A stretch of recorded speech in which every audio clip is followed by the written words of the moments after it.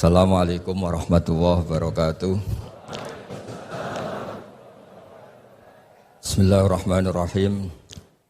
Tabarakalladzi nazzala al-furqana ala 'abdihi liyakuna lil 'alamina nadhira. Allahumma shalli wa sallim wa barik ala nabiyir rahmah sayyidina maulana Muhammadin wa ala alihi washabihi ajmain amma ba'du. Pokoke kula warai iki sampeyan nak ketemu Allah ben selamat niku kula jamin lah nek ilmu kula niku orisinil. Allah niku gak ada adat, gak ada sunnah lah dalam bahasa Quran. Perkara iku ana alamate. Dadi misale ana mendung alamate napa udan. Terus Allah niku nggih damel sistem.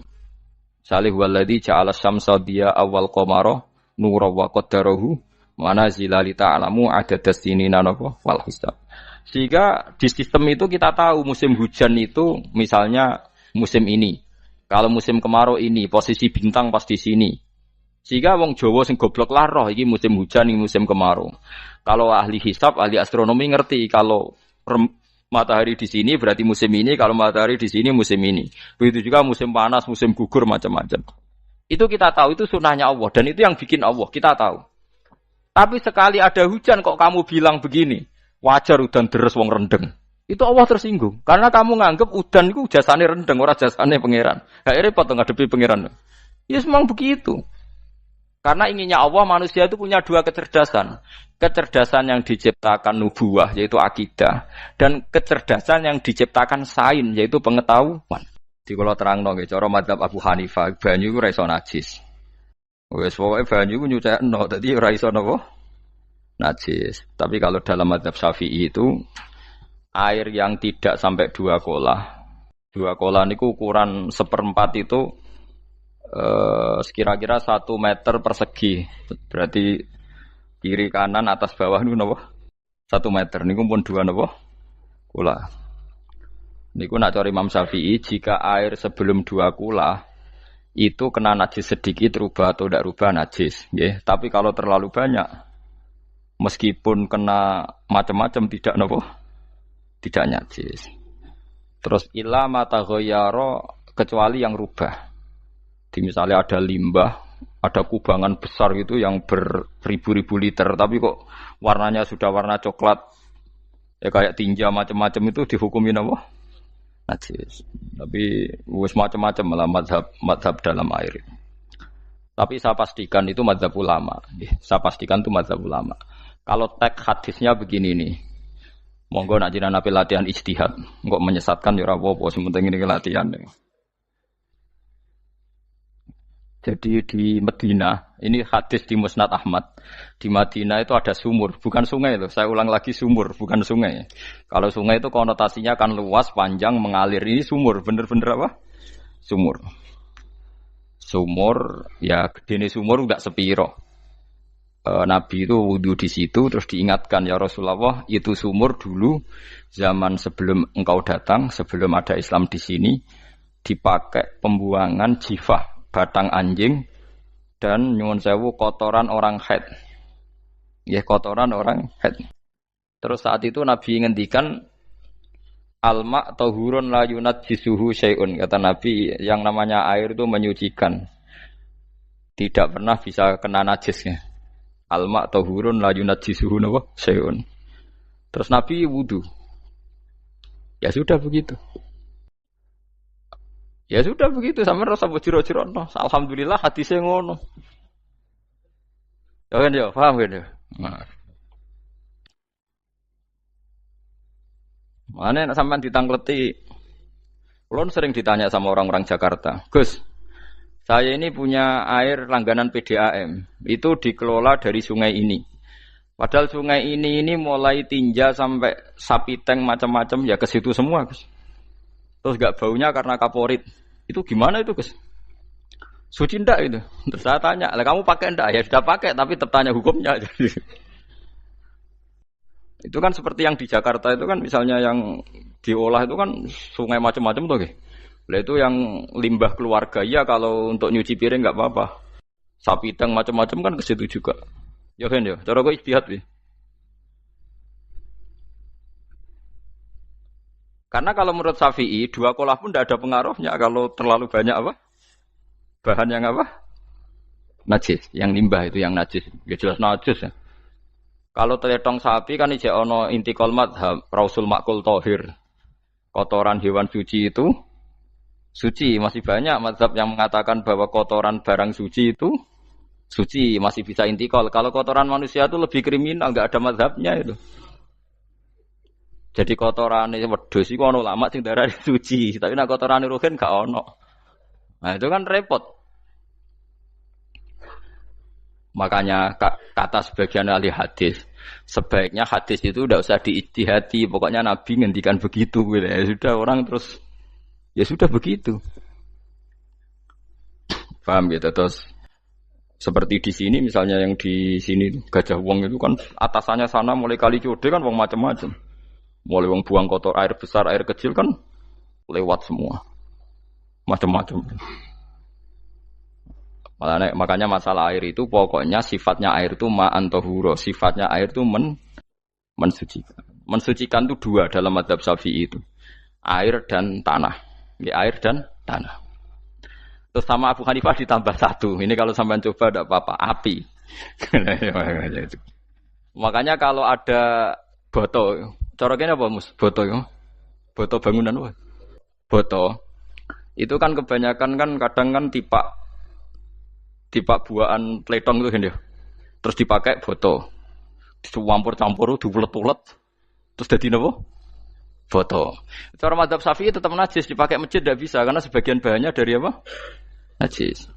Cara mazhab Hanafi suci karena sudah dibakar.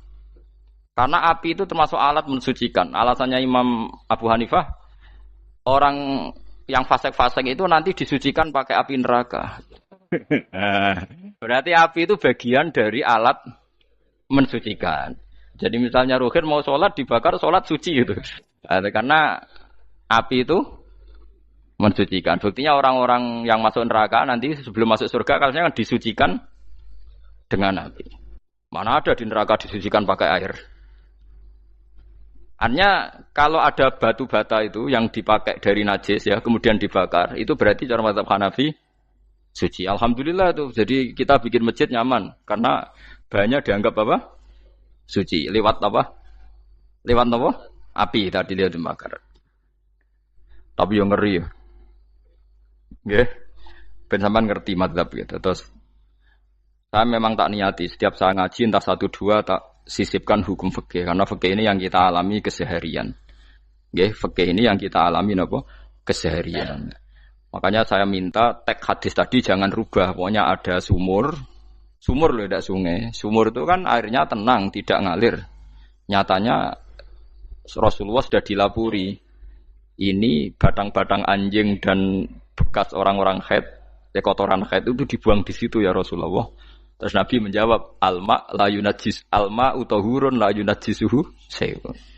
Terus orang-orang Syafi'iyah mentahmilkan dalam bahasa ijtihad itu dianggap itu mungkin sumurnya terlalu besar dan airnya terlalu apa? Banyak sehingga kotoran-kotoran itu tidak merubah warna. Tapi kata yang lain-lain masa yang bener aja gitu, masa banyu diam dimasuki kotoran gitu tidak nopo rubah. Nah itu ya itulah ijtihad. Ijtihad itu ya. Ijtihad itu guyonannya kan gitu. Pendapat saya benar mungkin salah, pendapat Anda salah mungkin apa? Benar. Karena ya sama-sama mirip-mirip itu untuk menganalisis itu. Yang jelas Allah mensifati air itu ma'an tahura, bahwa air itu punya sifat dasar mensucikan. Kaya nek cara kula niku asal tidak terlalu ketok najis ngoten niku. Kaya PDAM ngoten niku enggak ambu taek terus gak ambu apa nek suci ngoten mawon. Tapi kan asal usulnya di sana najis gini. Asal usul barang kok repot. Kula sering dibantai tiang-tiang sing terlalu napa was-was. Tapi jelas saya tahu sendiri. Sapi teng itu ngalir ke sungai gini-gini saya tahu sendiri. Tak jawab, saya juga tahu sendiri dari langit itu langsung air turun. Jadi artinya kalau dia melihat sisi najis ke sapi teng, melihat sisi dari gunung Merapi, dari langit kan langsung turun. Jadi kalau eling najis ya, tak eling suci ini kan gitu. Dia ngilingi yang sisi najisnya dari apa? Limbah apa? Keluarga. Wa anzalna minas sama ima antahura. Air itu mensucikan. Nah, terus kedua masalah fikih yang saya jelaskan di sini, tahur itu sifat mubalaghah dalam madhab selain Syafi'i. Saya ulang lagi ya. Kula warai lugat ya. Kalau orang biasa terima kasih disebut syakir, disebut apa? Syakir. Kalau terlalu banyak terima kasih disebut apa? Syakur. Kalau kadang memaafkan disebut ghafir, orang yang memaafkan. Kalau sering memaafkan disebut ghafur. Jadi dalam disiplin lughat, kalau wazan fa'ul itu berarti menunjukkan terulang-ulang. Paham nggih Pak? Apa? Terulang-ulang. Sehingga mazhab selain Syafi'i mengatakan air satu ciduk kan ya. Dipakai wudu, setelah itu mustakmalnya dipakai lagi boleh. Mustakmalnya dipakai lagi boleh. Alasannya fa'ul itu mubalaghah gitu loh. Jadi sesuatu yang terulang. Paham ya? Saya ulang lagi ya. Tohur itu kan wazannya fa'ulan. Tohuran berarti wazannya fa'ulan. Fa'ulan itu berarti ikut wazan mubalaghah. Kalau ghafir mengampuni, kalau ghafur sering mengampuni. Syakir terima kasih, kalau syakur sering terima kasih. Berarti kalau tohir suci, kalau tohur sering mensucikan. Nah, makanya selain Syafi'i mengatakan air asal suci mensucikan dipakai berkali-kali tetap suci mensucikan. Artinya tidak ada mustakmal, ya, tidak ada apa. Tapi kalau dalam mazhab kita kan sekali bekas wudu mustakmal, bekas junub mustakmal karena sudah pernah dipakai sesuci. Nah itu mazhab kita. Mazhab Syafi'i. Sama nanut di soalnya kalau cerita sama nak kedesek nggih nganggo sing gampang mawon. Jadi gampang kan. Ya masuk akal karena memang wazan fa'ulan itu untuk tadi untuk litakrir tadi untuk mengulang kayak ghafir nyepuro ghafurun sering nyepuro. Paham ya? Makanya orang itu kalau zalim itu ya zalim. Kalau zalum banget zalime. Makanya disebut Quran wa kanal insanu zaluman jahula. Zalim itu zalim biasa, zaluman banget zalime.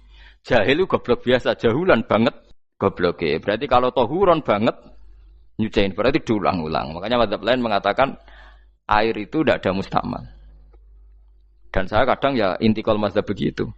Nah intikal gimana? Coba kalau di hotel itu mustakmal. Hotel itu kan kotaannya cilik toh kan. Tahu nggih hotel mari rohen.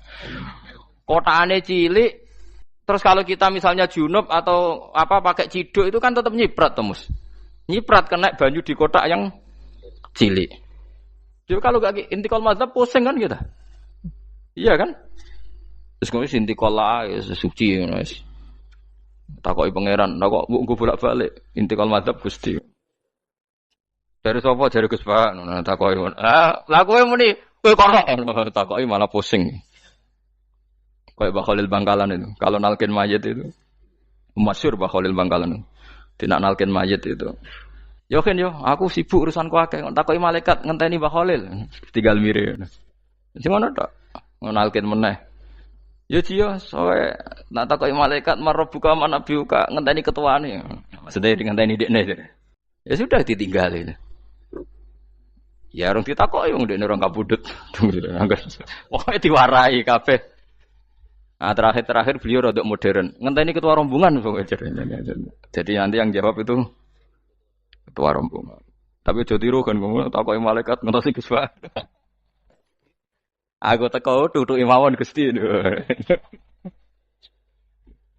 Tuan.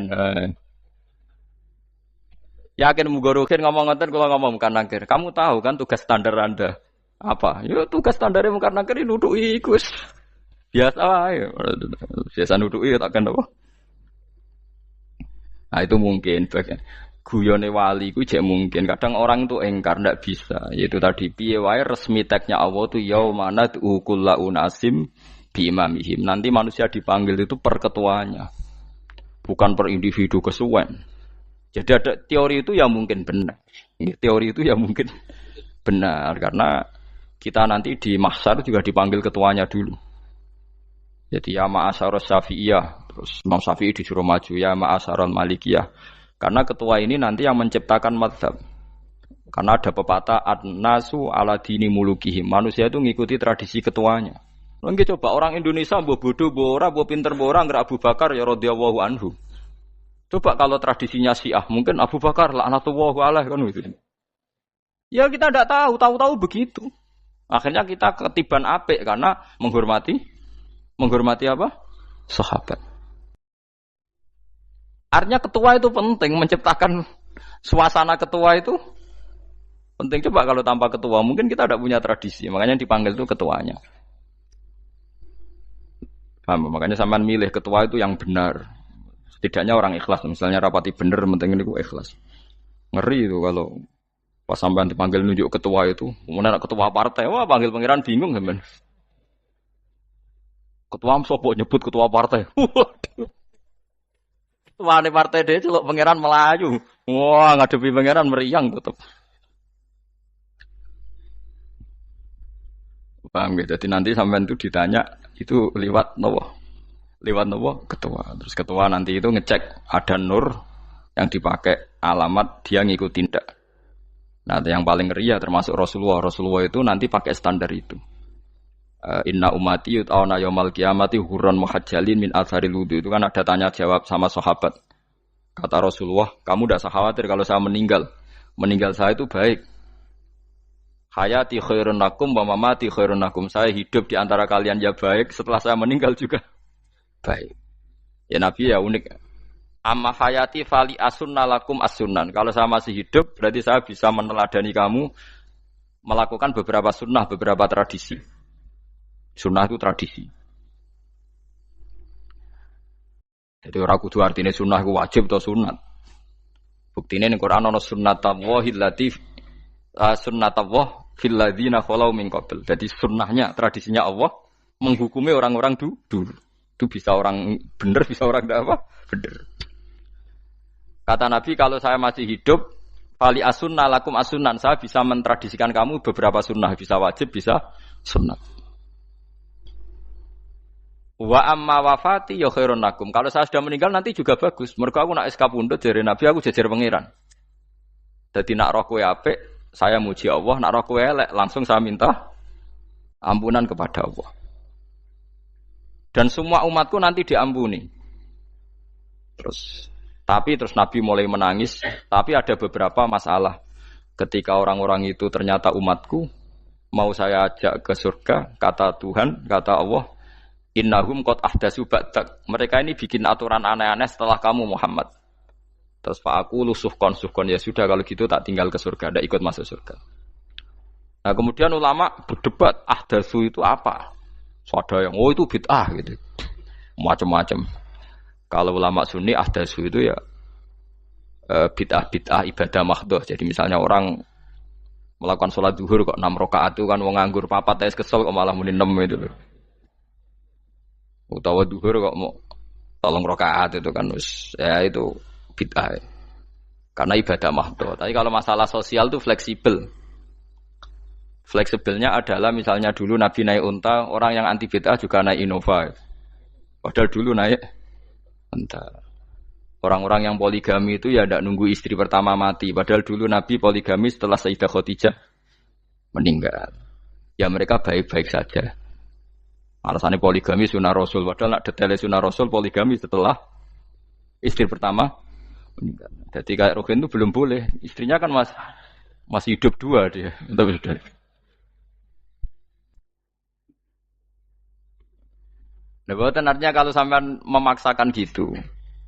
Sampean kalau enggak percaya saya bacakan ayat. Wal khailah wal bihola wal hamira litarkabuha wazina. Kamu bisa naik kuda, naik onta, naik himar. Setelah kamu naik dan kamu tenang di atas punggungnya, litastawu ala zuhuri, summa tazkuru ni'mata rabbikum idza stawaitum alaihi wa taqulu subhanalladzi sakhkhara lana hadza ma kunna lahu mukrin. Artinya ketika kita naik onta zaman dulu dan tagnya memang onta, itu terus kamu baca subhanalladzi sakhkhara lana hadza. Apakah sekarang kesunatan baca itu kalau yang ditumpai onta, sehingga kalau yang naik Innova tidak usah baca itu gitu.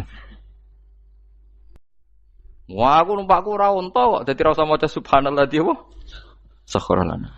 Dhisik Nabi maca iku mergo numpake onta. Ya ngajak goblok bareng to, mosok umat sepuk kanthi begitu itu. Makanya sensitif, bakas bid'ah ndak itu sensitif, tidak usah dibahas, biasa saja. Nek senak ra cocok ya diem aja. Sudah, sebenarnya nek ra cocok ora sampe nglakoni tapi tidak usah komentar karena jelimet. Saya pernah ditelepon orang, dimaki-maki. Orang Sidoarjo. Padahal wong Jawa Timur, ya aneh. Kan ada orang matur Rasulullah namanya Abdullah bin Amr. Ya Rasulullah, saya ini kuat puasa terus. Kata Nabi, jangan puasa 1 bulan 3 hari saja, itu sama dengan 1 bulan penuh. Karena 1 puasa sama dengan 10. Masih balelo terus termasuk menyangkut Quran. Ya Rasulullah, saya ini tiap hari khatam Quran. Jangan 1 bulan sekali saja baru khatam. Enggak ya Rasulullah, saya ini ingin sering khataman. Ya sudah, kalau gitu seminggu sekali, sab'al layal. Saya lebih kuat ya Rasulullah, 3 hari. 3 hari saja khatam sekali. Iqra'hu fi salasin, kata Nabi. Ya Rasulullah, saya lebih kuat ketimbang itu. Tidak ada yang lebih baik ketimbang itu, kata Nabi. Kemudian orang itu anti semaan, karena semaan itu kan 1 hari khatam. Paham ya? Maksudnya hadis tadi yang di Bukhari dipakai dalil anti apa? Semaan, karena semaan itu 1 hari apa? Lewat telepon, pertama lewat santri saya, terus lama-lama lewat telepon. Saya tanya, kamu bacanya hadis kira-kira sama saya banyak mana? Kayaknya banyak jenengan. Terus saya tanya, betul Nabi menyuruh khatam tiap 3 hari? Ya. Betul Nabi nyuruh khatam tiap 1 bulan? Ya. Ya sudah, lakukan saja. Anda sering enggak khataman tiap 3 hari? Tidak pernah, setahun aja tidak mesti. Lah ya, kalau Nabi melarang baca Quran tiap hari kamu setuju, tapi Nabi nyuruh tiap hari khatam kamu tidak setuju. Enggak apa-apa, kamu anti semaan enggak apa-apa, tapi lakukan perintah Nabi tiap 3 hari khatam. Menang deh. Lah itu maksud saya. Anda tidak apa-apa milah-milah bid'ah sesuai versi Anda, pemahaman Anda, tapi yang fair. Kalau Anda anti semaan ya harus tiap 3 hari khatam, karena dawuh Nabi iqra'hu fi kulli salasin. Enggak juga kan, mereka juga orang yang enggak jarang baca. Sering jarang baca apa? Lah itu enggak fairnya di situ. Makanya nggih biasa mawon. Cuman semaan hafal Quran wis semaan. Nah, hafal Quran ya wiridan, malah lucu to hafal Quran kok semaan. Ya yes, ngono ae hafal ya nyemak kan, kok kesel dimulai. Jadi bang nyemak sampai gremeng. Bariku mangan entek akeh kan malah lucu. Wong nyemak yo do kurang ajar. Jajal kok nyemak ki delok ngarep mbek guri tok, gres kebar ya wis. Aku seru kelakuane wong nyemak. Kan dekne ra apal kan ya. Biasane nyegat guri to. Oh, agar gurine kembar pojok. Wis. Ngok agar gurine pojok kembar. Ya sing semaan akhire pinter sing maca kembar gurine. Paham gitu, terus paham gitu, tohuron gitu, tak latih memahami Quran secara luwat. Quran bagaimanapun bilisanin arabiyim mubin. Ada ulama yang berpendapat tohir itu dimubalaghahkan tohur, seperti ghafir, ghafur, syakir, syakur. Sebab itu menurut mazhab ini tidak ada air apa musta'mal. Tapi kita biasa mazhab Syafi'iyah apa? Ada apa? Ada musta'mal. Itu masalah-masalah ijtihadiyah, masalah-masalah ijtihadiyah. Kalau masalah ijtihadiyah tadi pendapat saya benar, mungkin salah. Pendapat Anda salah, tapi ya mungkin benar itu. Wa anzalna minas sama ima antahura. Mutahhiron tegese banyu iku sing nyucekno. Linuhya supaya maringi urip ingsun. Bihi sebab anane banyu baldatan ing daerah maitan kang mati. Jadi istilah resmine pangeran yo, aku nak nguripno bumi iku yo nganggo lantaran banyu. Dadi aja mbok soal pangeran kok butuh lantaran. Waduh repot. Mung Qur'ane pangeran dhewe istilahno aku nak nguripno bumi lewat lantaran banyu. Ya rasa mbok jurok-jurokno. Pangeran kok butuh lantaran. Lah lantaran lah ya iso, tapi nek Allah nganggo lantaran ya oleh, ya aja terus Allah kok nganggo wasilah. Wah ya malah kacau. Ora usah ngono-ngono, ora usah mikir. Pokoke Qur'an diwaca ora usah dipikir, mpun iman nonton mawon kok repot. Iman kok napa? Kok repot.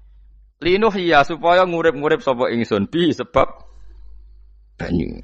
Baldatan ing negara atau daerah maitan kang mati. Jadi sampean jangan mengatakan kalau Allah untuk menghidupkan bumi butuh air, ya keliru. Allah itu tidak butuh apa-apa, nggih. Allah itu tidak butuh apa-apa. Tapi kalau Allah punya sunnah, punya adat menghidupkan bumi itu pakai air, ya Allah jangan kamu atur, ngomong pangeran kok ngatur.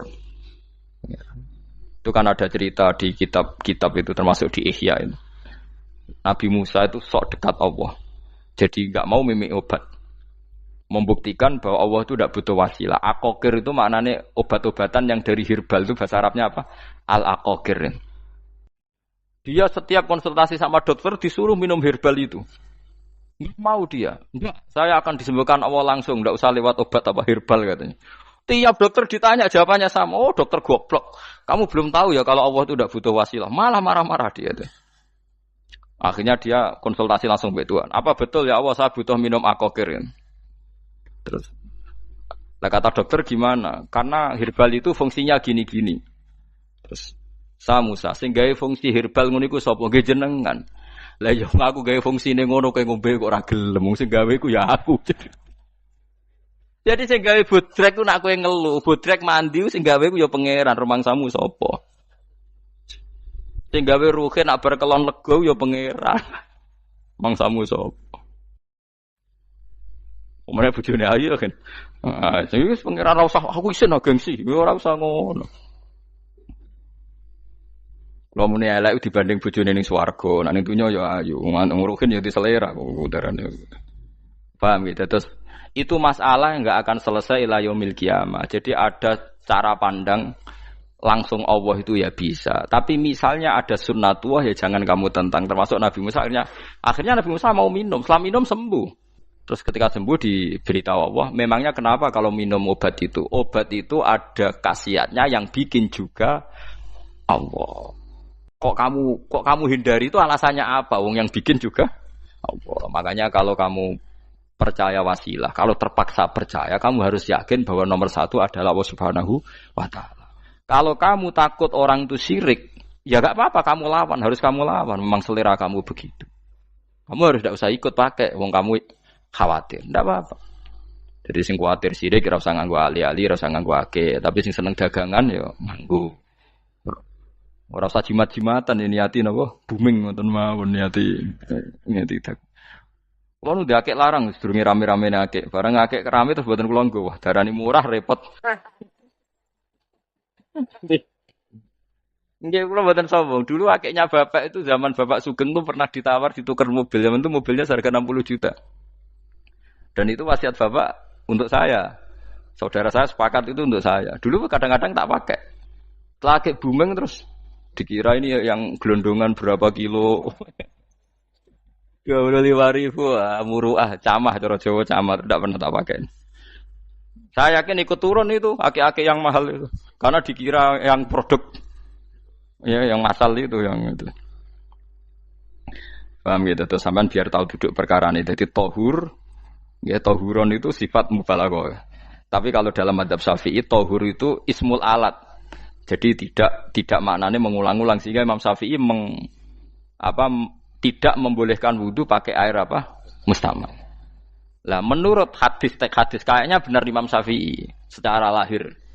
Karena Nabi ngendikan sisa air wudu itu membawa dosa Anda. Kata Nabi, jika seseorang wudu maka kotorannya keluar dari ajfan, dari pelapuk mata, dari apa sampai keluar dari mimbaini adzofiri, sampai keluar dari bawah-bawah apa? Kuku. Sehingga kalau air ini sudah membawa kotoran dosa Anda, berarti air ini kan sudah menjadi air kotor. Andai kan Anda mukasyafah, maka air ini sudah penuh dengan kotoran. Enggak mungkin air yang sudah penuh kotoran dipakai wudu lagi. Itu cara berpikir Imam Syafi'i. Ya sampean ikut mana ya? Ya gampang kan kalau keadaan normal ya ikut Syafi'i, kalau air banyak, kalau tidak normal ya ikut mazhab yang lain. Kan gampang. Gitu aja kok repot tuh. Ya itu pentingnya orang ngaji ya di situ tuh harus banyak pilihan. HP kartune loro masa madzhab mesti tok. Nah, itu gitu. Ya pokoknya gitu. Kalau yang percaya wasilah ya pakai istilah pangeran linuhyabi baldatam maita, ada kata bihi. Allah menghidupkan bumi itu dengan pelantaraan air, padahal Allah tidak butuh perantaraan. Tapi yang anti ya enggak apa-apa. Memang yang percaya wasilah itu ya bahaya juga. Ya pokoknya sudah pakai 2 kartu apa susahnya tuh. Ya enggak apa-apa. Asal ada ilmunya. Ya tidak karena emosi. Memang ada apa? Ada ilmunya. Linuhyabi baldatam maita. Wanus qiyahu. Lan nyirami ingsun yastawi podo baldatam maita bitakhfif lan takhfif maita, maksudnya buatan mayita tapi napa maita. Yastawi podo fi ing dalam dawa maita napa al mudzakkar muannas lan muannas. Zakarahu mudzakarna sapa Allah taala hu ing dawa maitan bi tibaril makani kelawan diitung tempat. Maksudnya maitan. Wanus kiyahu meniku masalah nahwu. Lan nyiramno ingsun hu ing banyu ilma ategese banyu mimma sing perkara kholakna kang wis gawe ingsun. Ingsun gawe siraman an aman ing pira-pira raja kaya kewan. Ibilan tegese unta wa bakaronan sapi wa namanan wedhus. Wa anasiya lan pira-pira manusa kasiron kang akeh. Iki unike Quran, kadang kewan mbek manusa iku dibakas dhisik kewane. Engko nek ndelok dosa mbek ora ya apik kewan. Tapi nek ndelok diakal mbek ora ya apik manusa, tapi nek didelok manusa mbek kewan iku dosa ndi? Dosa manusa. Mulane nek salat istisqa iku kesunatane gawa kewan. Lho nggih tenan mboten guyon, sampean delok kabeh kitab fikih, nek salat istisqa kesunatane iku wong kon gawa apa? Kewan. Tapi aja kethek lho ya. Contohnya ngono iku ya kaya wedhus sapi, ngotos koyo gethek ula bulus wah, malaikate bingung wah. Ajete kewan tapi aja bulus, kethek ula. Mulane teng daerah mriku, teng daerah sarang nate kekeringan. Bareng kekeringan tiang salat istiqo ono sing nggo sapi, nggo wedhus, delalah bar salat istiqo iku udan. Tapi kula seneng mbek kiai ini, pas udan kiai ini ngendikan itu. Kowe aja GR nak udane krana kuwi ya krana sapi mbek wedhus iki. Mergo ora duwe dosa, mergo ora duwe dosa.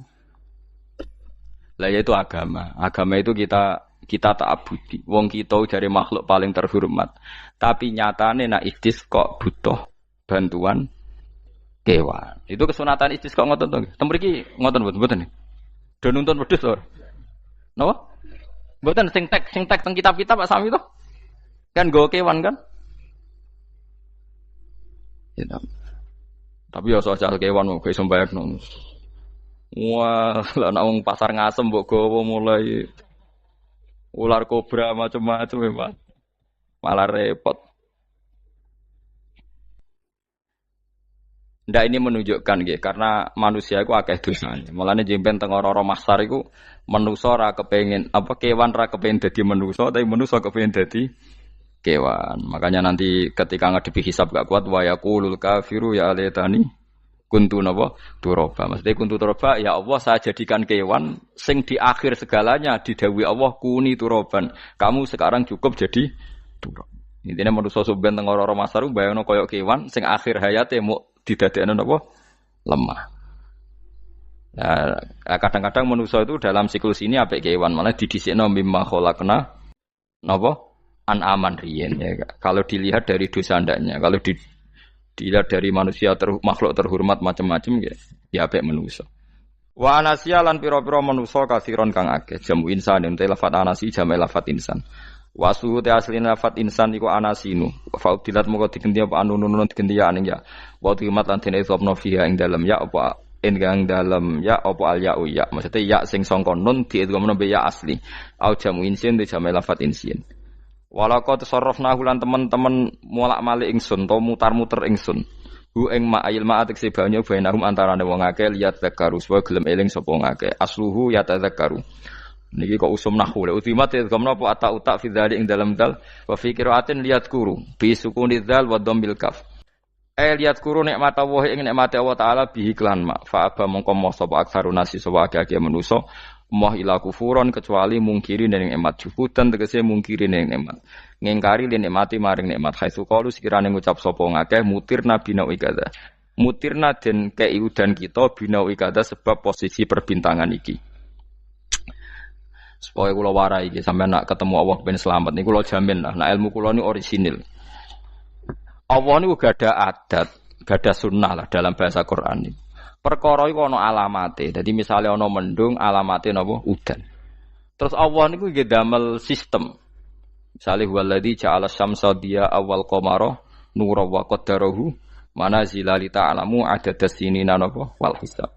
Sehingga di sistem itu kita tahu musim hujan itu misalnya musim ini.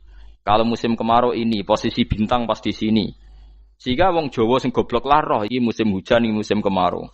Kalau ahli hisab, ahli astronomi ngerti kalau matahari di sini berarti musim ini, kalau matahari di sini musim ini. Begitu juga musim panas, musim gugur macam-macam.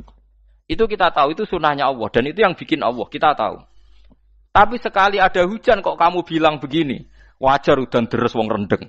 Itu Allah tersinggung karena kamu nganggep udan itu jasane rendeng ora jasane pangeran. Gak repot ngadepi pangeran.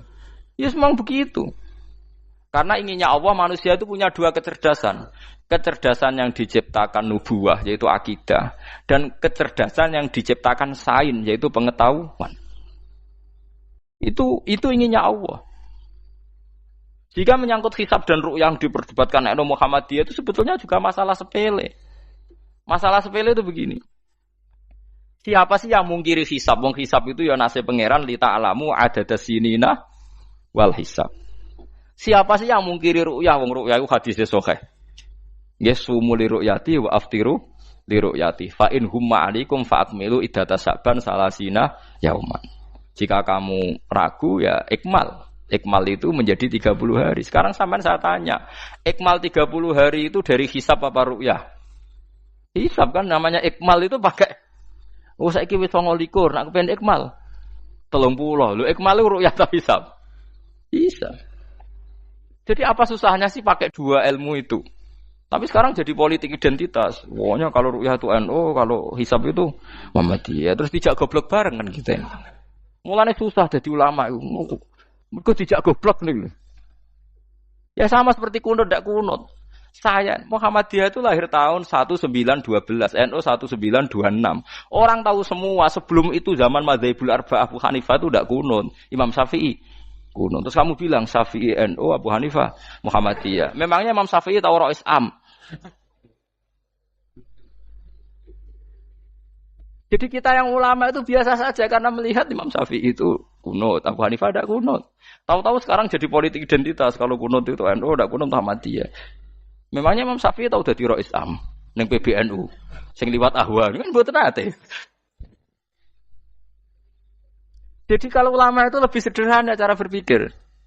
Ya sudah, hisab itu ya ilmunya Allah, ruya ya ilmunya Allah. Jadi misalnya dagang dihitung, kalau dihitung itu rasional berarti sain. Kalau tidak dihitung kok badi jenenge kejutan ya enggak kita pernah ngalami semua. Kita pernah ngalami dua-duanya kan? Dihitung ya pernah laba, kejutan ya pernah.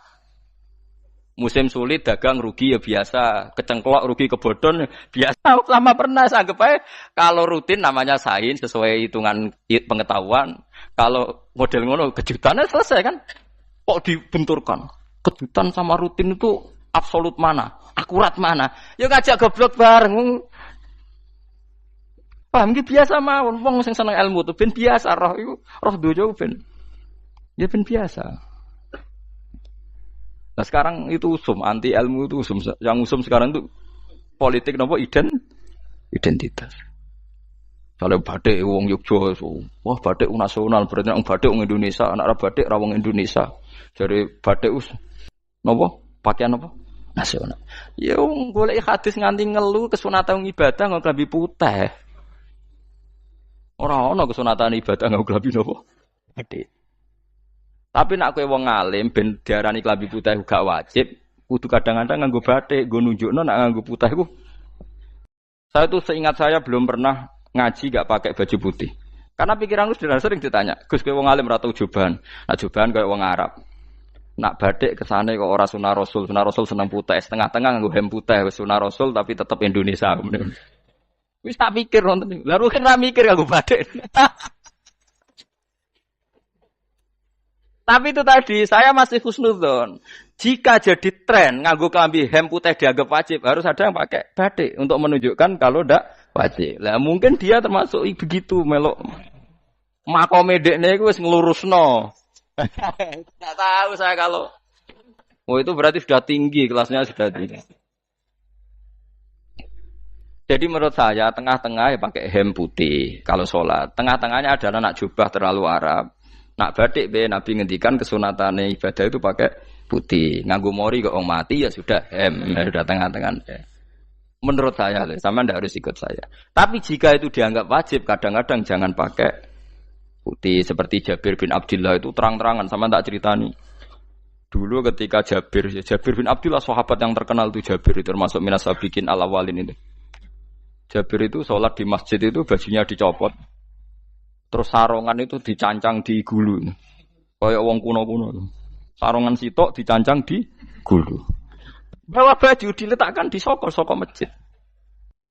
Setelah itu orang tabiin melihat dia secara sinis. Tabiin itu generasi setelah sahabat. Marah-marah ketika dimaki, masa engkau sahabatnya Nabi sholat bisa bin wahid, pakai baju satu dicancang bisa. Jabir mulai cerita, kamu jangan bilang pakai serban itu sunat, kamu jangan bilang pakai jubah sunat. Bagaimanapun menjadi sunat karena kamu punya, sehingga kamu bilang sunat karena kamu punya. Dulu kita zaman Rasulullah masih hidup, kita semua itu tidak punya baju, punyanya satu. Sehingga Nabi tidak berani mensunatkan pakai baju dua, kesunatan serban, karena kita hanya punya pakai baju satu. Kita harus mikir bagaimanapun di antara kesunatan itu karena kita mampu. Setelah tidak mampu, tidak ada sunat. Terus Jabir mulai marah-marah, termasuk yang diceritakan. Kalau kamu bungkus orang mati gimana? Ya tak bungkus utuh sampai sikil bedasi raketok. Ya kan ya, nah ini yang mati dibungkus sempurna tuh. Nanti kok pepes itu ya dibungkus. Terus bariku lagi dibuka raine ya mus, sing mudin-mudin rai ya. Terus Jabir cerita, cara kowe wajib to ora jare Jabir? Nggih wajib.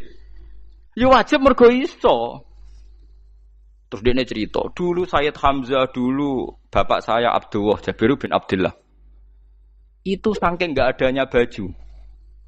Itu nak ditutup sirahe mbek sarong, mboten kafan.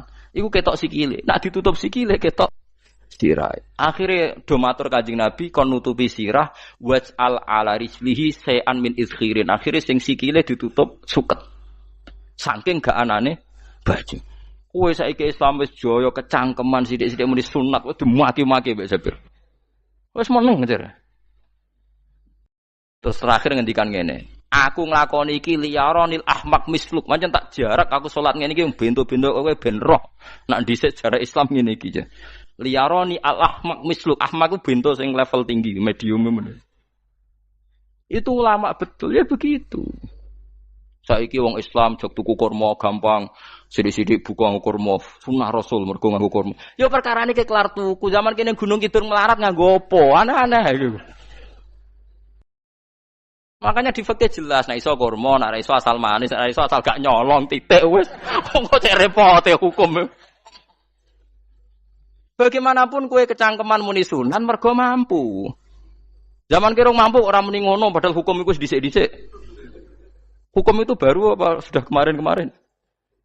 Wis menengae. Kula ge sering. Ngger kula kan kiai, ngger but poso sering sowan kathah. Kadang sing sowan luwih mlete timbang kula. Gus kurma Gus, nggo apa? Nggih sunat Gus. Ah sunah mbahmu pangan kowe. Oh kiai mbok warai ra sopan to. Aku nak buka aku tegan namanya. Aneh-aneh ya. Namun ini sunah dia ora usah kecangkeman. Lagi buka kurma pirang tahun, lebih kali tahun Gus. Umur piro? 40 Gus. 38 tahun gak anggo sunah lagi 2 tahun gegere gak karuan. Biasa saja. Dulu Nabi itu ya biasa. Nabi kalau zaman ngendikan yang ngeper sampai 4 kali. Kalau gak mampu ini, kalau gak mampu ini. Nabi kalau ngendikan ya gitu sampai diulang-ulang. Karena Nabi tahu tidak semua umatnya gampang mendapatkan itu. Misalnya kafaroh puasa 2 bulan nuntut, kalau tidak bisa ngasih makan orang miskin sekian, kalau tidak bisa gini sampai habis. Kulo ma'rufin sedekah, kalau tidak bisa ya Rasulullah firsana satin, sampai ludus gak usah sikit tamrotin. Kalau gak bisa fabi kalimatin thayyibah, cangkem sing apik. Nek ra iso sementing aja merengut. Terakhir walau bitol qatin apa? Wajin. Itu lama mewarisi sekian kebaikan yang diajarkan Nabi, tidak terus dipatenkan satu ngel-ngel wong akeh. Kono apa ngekek kurma kok khutbah bareng sumber. Wes pangan dhewe entekno. Ya ana sing sabar, wis kula tobat Gus mun mboten ngomong-ngomong ngono ya. Ya biasa saja kalau ingin sunah-sunah biasa saja. Dawe Nabi wal qasda tabluhu. Kamu itu yang biasa saja. Biasa itu ya standar saja. Ya biasa. Jadi Nabi dulu kalau melakukan sunnah itu biasa. Sunnatun sanaha Rasulullah sallallahu alaihi wasallam. Ini sunnah yang dilakukan Nabi. Tapi di luar yang azimah. Azimah itu yang wajib atau fardhu ain itu sahabat biasa. Karena bagaimanapun kita bisa begini karena mampu. Seperti Jabir tadi. Orang bisa sholat pakai serban, pakai jubah karena mampu. Zaman Nabi awal Islam. Sama lihat Bilal. Ada nak belodor gitu. Sama lihat film Umar atau film-film Bilal. Itu memang nyata dulu itu la yajidu ahaduna illa thawban wahidan. Ndak ada yang kecuali punya baju apa?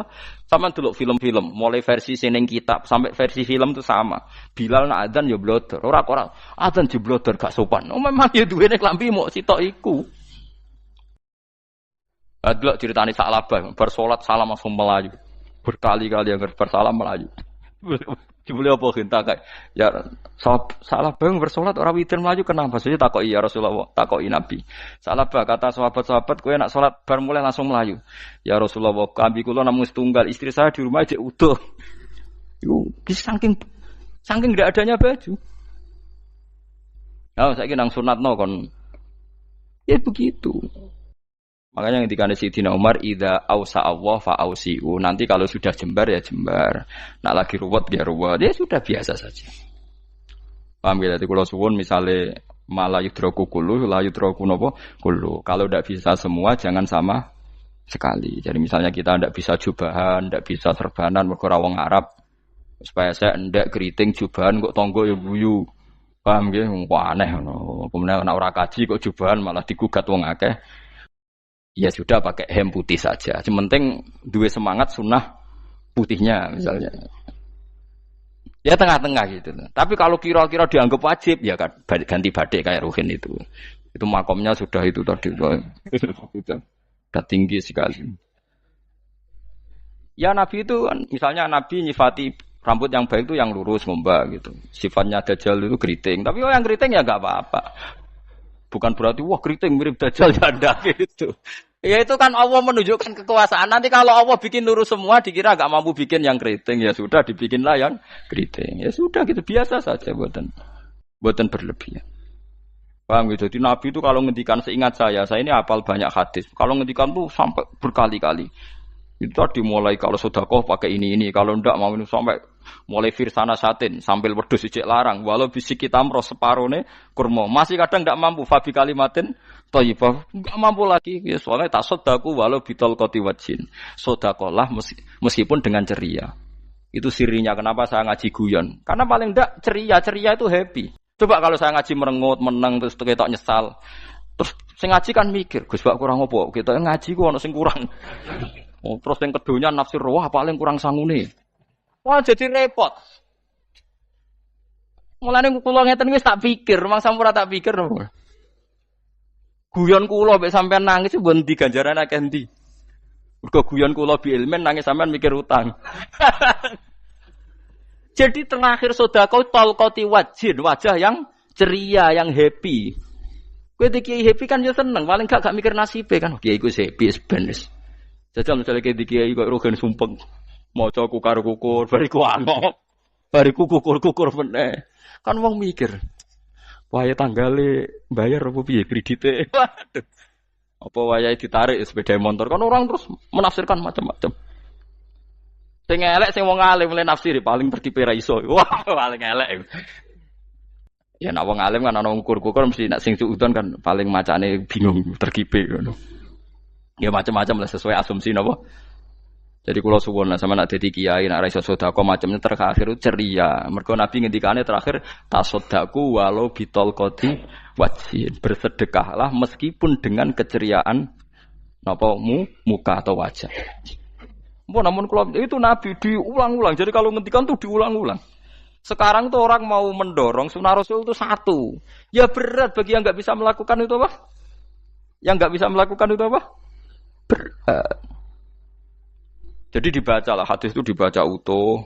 Ya bukan kita apa ya mau sekolah kepingine kabeh umat Nabi itu happy. Mergo selama itu tidak maksiat berarti anut ajaran Kanjeng Nabi Muhammad sallallahu alaihi wasallam. Ma khuyira Rasulullah baina amrayni ilakhtara aisaruhuma malam yakun isman. Rasulullah itu tidak pernah disuruh milih dua hal yang berbeda kecuali milih yang paling gampang. Asal itu tidak barang dosa. Itu hadis muttafaq alaih. Ma khuyira Rasulullah baina amrayni ilakhtara napa aisaruhuma malam yakun napa isman. Jadi Nabi itu tidak disuruh milih dua hal, mesti milih yang paling gampang asal tidak nopo dosa. Makanya Nabi kalau ditanya ya Rasulullah sampean nanti tawaf pakai unta apa ndak?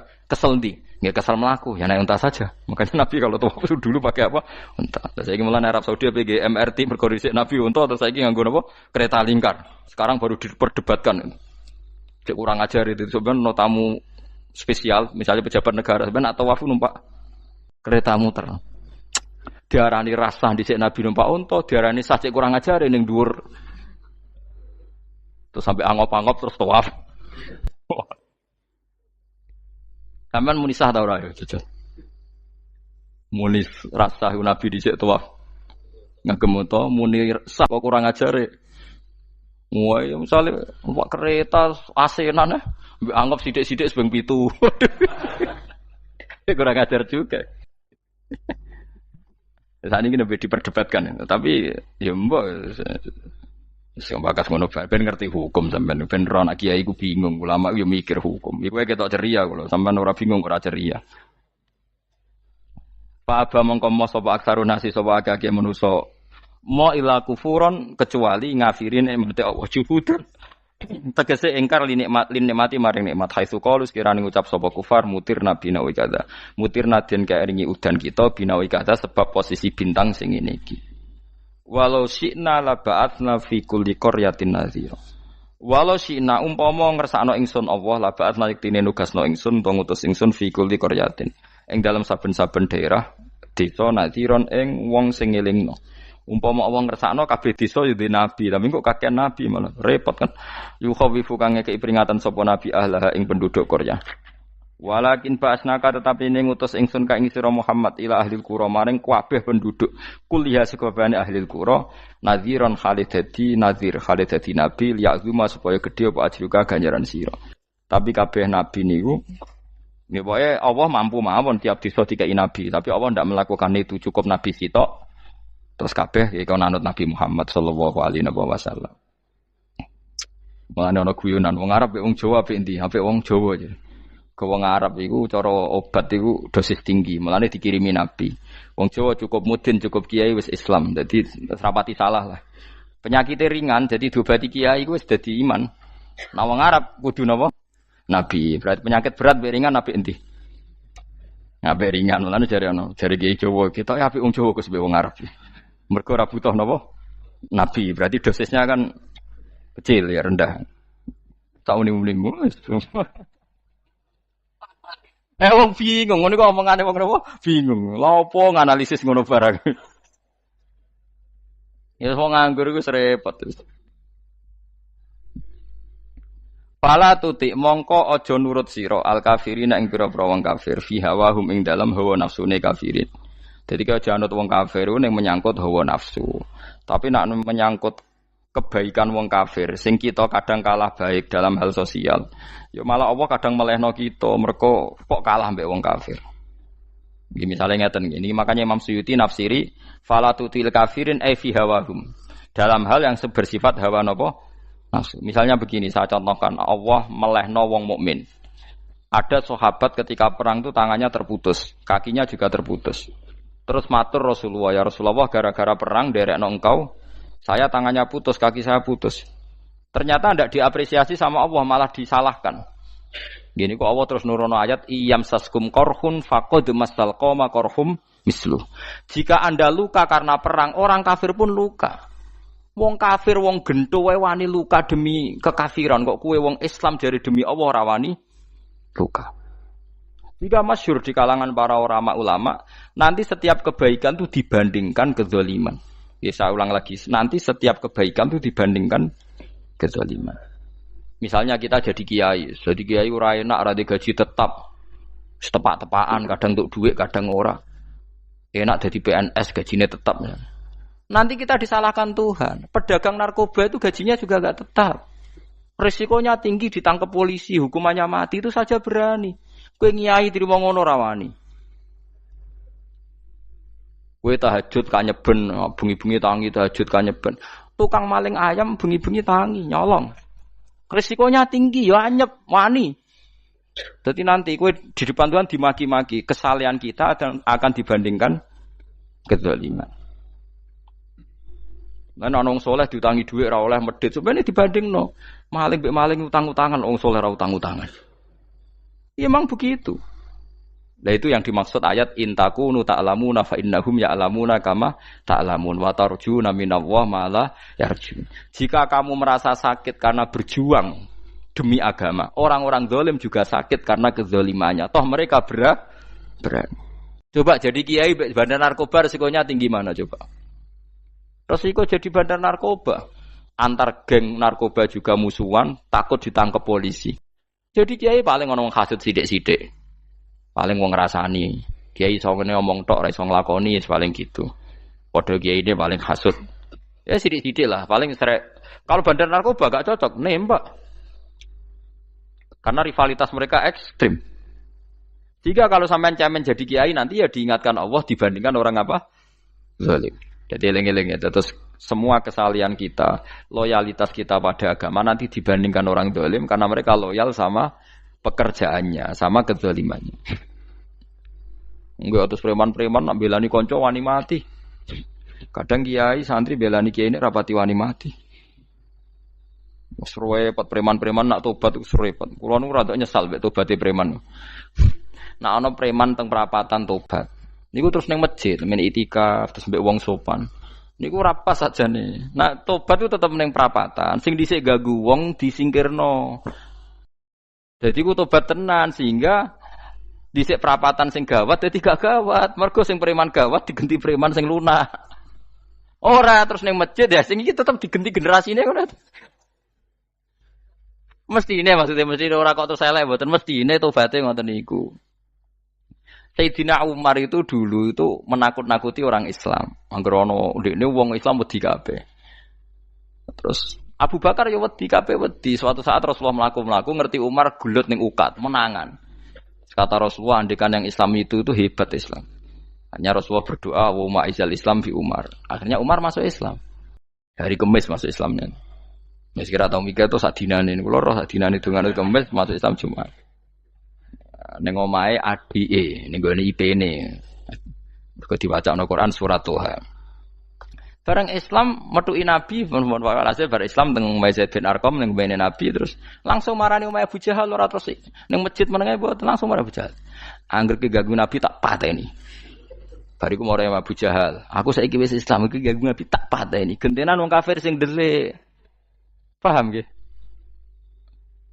Dadi enak maksudnya. Lah misalnya terus Umar dadi sopan santun terus ketemu wong dilo, ketemu Abu Lahab monggo derek akhir. Wah. Artinya gak ada perubahan kan. Lan Ruhin mantan preman mboten kok tobaté ning kene ora roh. Mboten harus kiai dene. Mestine ngoten. Makanya Wahsy itu yang bunuh Sayyid siapa? Hamzah. Karena dia disuruh Hindun itu istrinya Abi Sufyan itu. Itu setelah membunuh Sayyid Hamzah dan dia Islam. Dan Nabi tidak siap melihat wajah Wahsy. Sumpahnya Wahsy apa? Saya bersumpah akan membunuh orang paling dibenci Rasulullah. Sebagaimana saya pernah membunuh orang paling dicintai Rasulullah. Terus tobatnya dia mateni Musailamah al-Kadzab. Wong sing ngaku Nabi ngarang Quran. Itu tuh sing mateni sinten? Wahsy.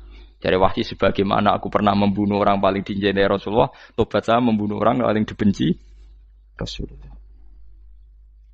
Ya misalnya terus Wahsy tobat, sampean nyapu masjid, terus gak duwe selera tarung. Zaman kafir tarungnya tenanan, bareng Islam menyapu masjid.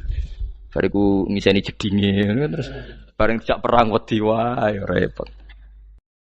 Ya niku ide kula tapi ora kudu lakon. Nek mau cerita ilmu sampeyan ora kudu nglakoni. Ya tunggale wong preman brah-brah. Blojo narkoba entek akeh dilakoni, nggo judi diakoni. Sewengi orang preman itu kalau judi 2 juta 3 juta loh. Bareng tobat ngleboni masjid 10.000. Padahal donyane jek akeh. Mestine tobat yo. Saya zaman judi semalam 3 juta. Sekarang kalau pengajian atau ke masjid semalam 3 juta 100 lah minimal diluwei. Ora malah pas tobat nglebokno amplop masjid yo. 10.000, kadang 2.000. Repot-repot. Tapi ya apik tobat, mesti cerita. Tidak begitu, mestinya berbanding. Paham nek sampean takok tobat itu cara ulama nggih ngoten niku berbanding. Mulane riyen Khalid bin Walid itu jadi panglima perang Islam itu. Saya masih ingat makalahnya Khalid bin Walid. Fakama anni aktsartul qatla fi kufri aktsartul qatla fi Islam. Dulu ketika saya kafir adalah sangat banyak membunuh orang Islam. Perang Uhud kalah itu karena panglima orang kafir adalah Khalid. Dia cakap sekali dalam mengatur strategi perang. So Khalid itu utek elek kan, pikirannya ala sahabat yang menuso ruhin es kayak wong wedok ambek apa jenenge ghanimah mesti medun. Nah, sahabat ora kabeh kaya aku kan ono kaya kue barang macam-macam. Gunung Uhud itu dhuwure mok sak musolane iki Jamira Gunung Uhud kaya Merapi niku mboten. Nah kalau Merapi amanah ning dhuwur tetep ra kena, melayang to. Jadi Gunung Uhud itu dhuwure sak musolane mbok dhuwur pundi. Wong kula nate mriko bolak-balik kan gak bisa nek urung tahu. Kula kaya wong India dadi melok itikaf teng gunung lho. Uhud. Mbok piye dalile mbok apa ya ora roh. Lah itu Khalid bin Walid pinter, dia ketika kalah itu muter ke belakang terus ghanimah itu dilepas. Ya dulu itu dalam perang dulu tuh ghanimah itu kan perempuan sama apa? Ya sama barang-barang itu. Ketika dilepas itu dianggap sudah mengaku kalah. Ada sahabat yang kok ruhin itu udah akabir sahabat, ada sahabat papan atas, sahabat yang seperti itulah. Sahabat kebanyakan turun ternyata Khalid itu muter terus naik dari belakang. Pas sahabat turun, dia naik dari apa? Yo penak karek mana iko dhuwur, itu akhirnya kalah. Itu ya gara-gara strategi ini Khalid bin Walid. Nah terus dia bersumpah, saya bersumpah semua kecerdasan saya, semua kecanggihan saya akan saya gunakan untuk membela Islam. Niku kelimake itu di perang Tabuk, di perang Yarmuk, di perang Tabuk. Itu di panglimani siapa saja yang ditunjuk Nabi itu kalah. Termasuk Ja'far bin Abi Thalib itu padahal panglima yang ditunjuk Nabi. Usamah ya kalah. Abdullah ya kalah. Semua yang ditunjuk Nabi itu mati semua. Akhirnya panglima diambil siapa? Khalid. Taruh saja gini strateginya. Anggap saja Arab itu padang pasir. Tidak sampean biar tahu bahwa orang soleh yang cerdas itu banyak. Jangan kira soleh itu tidak butuh kecerdasan, butuh. Arab itu kan padang pasir. Mau jelas gini, gambarannya apa? Padang pasir. Itu kalau perang itu kan taruh saja orang Islam itu 3.000 musuhnya 10.000. Memang kejadiannya gitu, 3.000 musuh 10.000. Itu kan berbanding berapa itu? 30 ya? 1 banding 3 ya? Nah itu dulu, pasukan-pasukan Islam dulu itu sama-sama seperti soft sholat.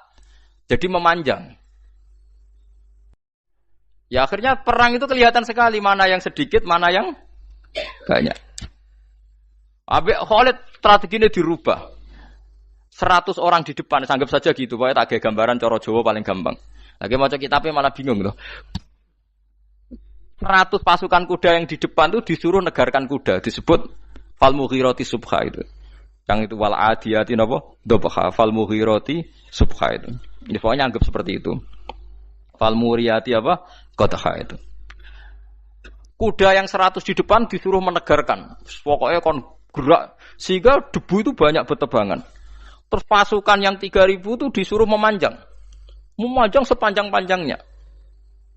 Karena di depan ini ada tegaran kuda tadi, orang kafir yang di sana itu melihatnya ada bantuan datang baru. Wih, pasukan Islam teko wakeh, panjang lagi. Dikira jumlahnya itu sampai 50.000 lebih. Paham sih kalau maksudnya? Jika wong kafir melaju perkara ini tidak mungkin kita tandingi, orang Islam dapat bantuan baru padahal ya wonge podo. Mau dari setok dirubah.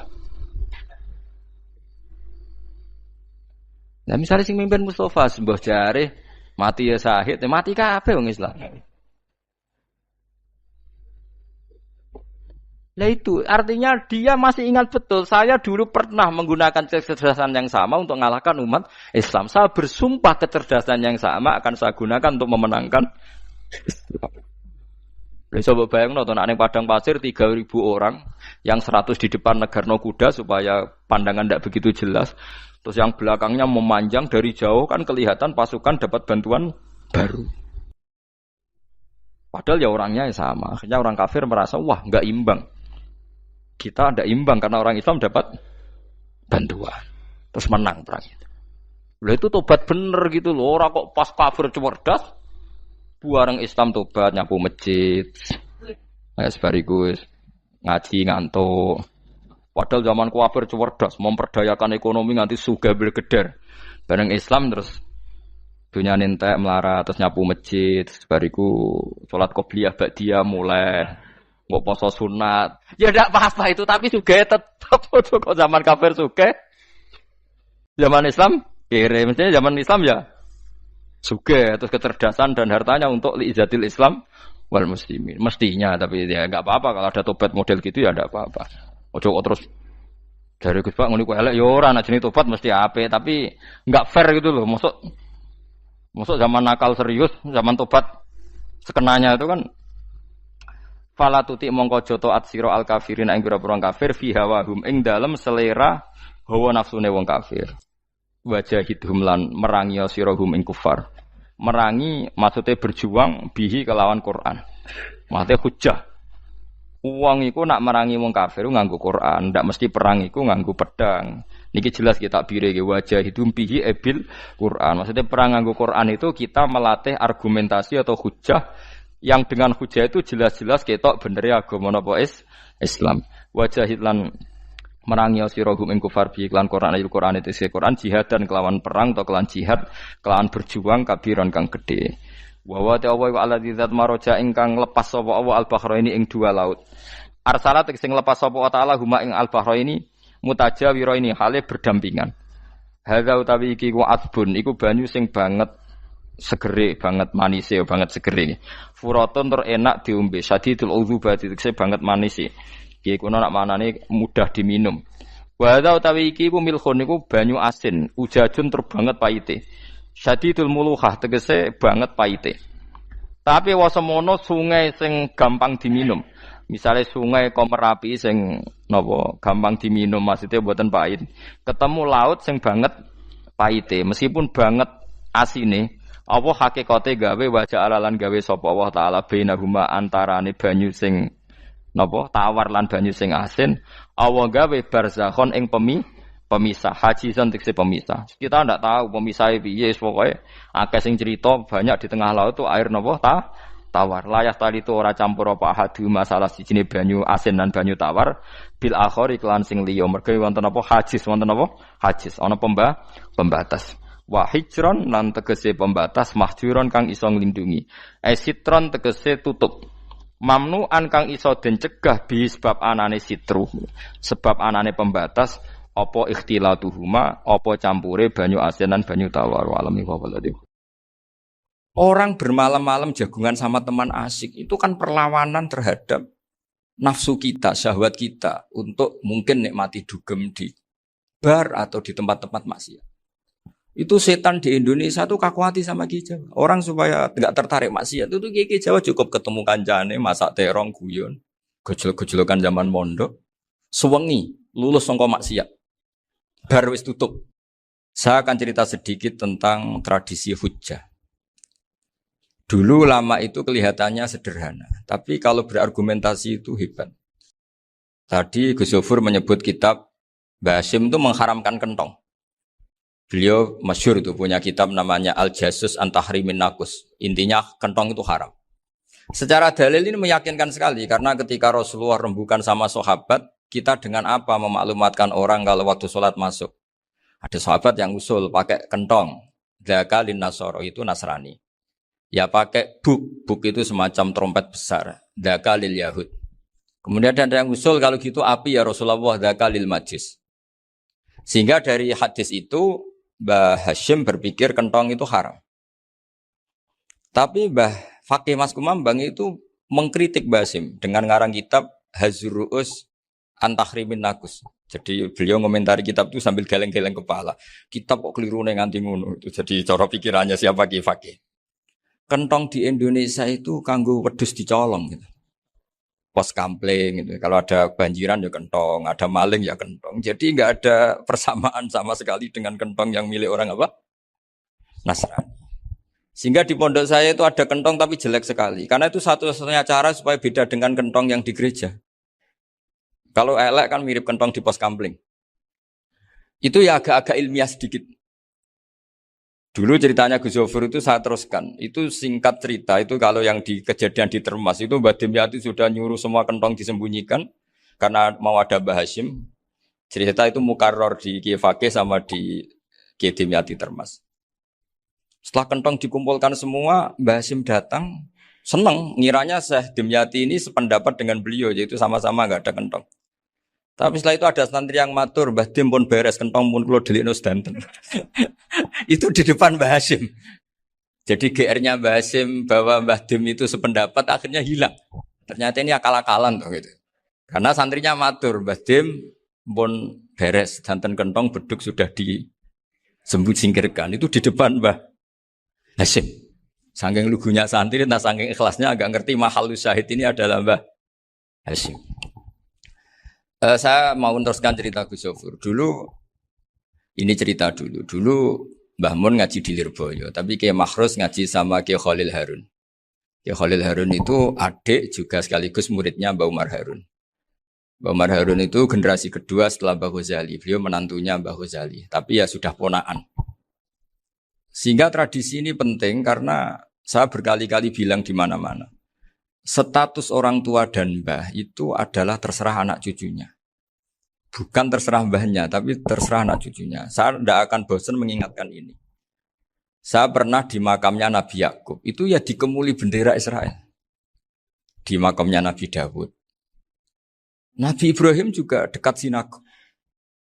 Sehingga Quran membela Nabi Ibrahim disebut maka anak Ibrahimu Yahudi wala Nasrani. Karena ketika beliau berposisi di Israel, kemudian penguasanya adalah Yahudi, bisa saja makam ini ditulisi dan distatuskan ala Yahudi. Ya seperti Nabi Yakub. Nabi Yakub itu nabi yang kita yakin tentu berkeyakinan beliau orang baik, orang muslim, orang mukmin, tapi karena didesain mereka ya dikemuli bendera Israel. Dan disebut Abul Yahud. Karena kita tahu nama lain dari anaknya Nabi Yakub adalah Yahuda bin Yakub bin Ishak bin Ibrahim. Sehingga perasaannya orang Yahudi menjadi Yahudi itu yang ngikuti mbah-mbahnya. Nah khawatir saya ketika buyut-buyut kita kaya, buyut saya itu orang kaya dulu, namanya Badur Rahman. Itu kaya sekali, tanahnya banyak. Dulu cerita Mbah Hasyim ya kaya sekali. Mbah Maksum juga kaya. Mbah Abdul Aziz juga kaya. Karena dulu itu inginnya kiai itu yo ketok sugih lah, gak ngel-ngelo santri. Tapi nanti kalau cucu-cucunya sudah ndak alim, itu ndak dianggap punya tanah itu karena untuk fasilitas santri. Aku tak kedonyan, mbah-mbahku ya kedonyan. Buktinya tanah yombo. Karena dia akan menafsiri sesuai cara berpikir. Makanya sanad keilmuan yang diceritakan Gus Sofur itu harus diulang-ulang. Kalau nggak diulang-ulang, maka kita akan berpikir sendiri untuk menafsirkan Masyayikhonal Kiram atau Ajdadanal Kiram. Nah, ini yang bahaya, yang sering Quran mengingatkan. Jadi ada status yang disematkan oleh anak cucu kayak orang Yahuda tadi, Yahuda bin Yakub bin Ishak bin Ibrahim itu menstatuskan mbah-mbahnya yang bernama Ibrahim itu Yahudi. Sampai Quran sendiri yang bela maka anak Ibrahimu Yahudi wala Nasrani. Karena secara geografis sekarang Ibrahim di Israel dan otoritas itu juga milik mereka sehingga mereka bisa masang-masang atribut yang menunjukkan kalau itu Yahudi. Beberapa al-alim al-alamah yang minnah itu sudah wafat dan kadang-kadang zuriyahnya itu tidak kita. Kalau sekarang orang bahasakan kubu sebelah. Akhirnya ya nggak boleh dikholi, nggak boleh diziarah. Terus seakan-akan yaktaduna bi ra'yi, seakan-akan mereka berpendapat dengan pendapat syekh ini padahal enggak. Nah, sehingga tradisi ketersambungan sanad tadi baik secara genetik atau secara asbab itu harus terjaga. Saya beberapa kali banyaklah sering diceritain Mbah Mun. Dulu Mbah Munawir ini cerita ya, Mbah Munawir itu saking senenge kitab, ben santri ini so ngaji kitab. Itu kalau ada alumni Lirboyo, alim disuruh baca muin di sini itu Mbah Munawir ikut. Saking ingin tasjeknya, ingin ngajari santri bahwa ngapal Quran itu hafal tok, tapi yo paham.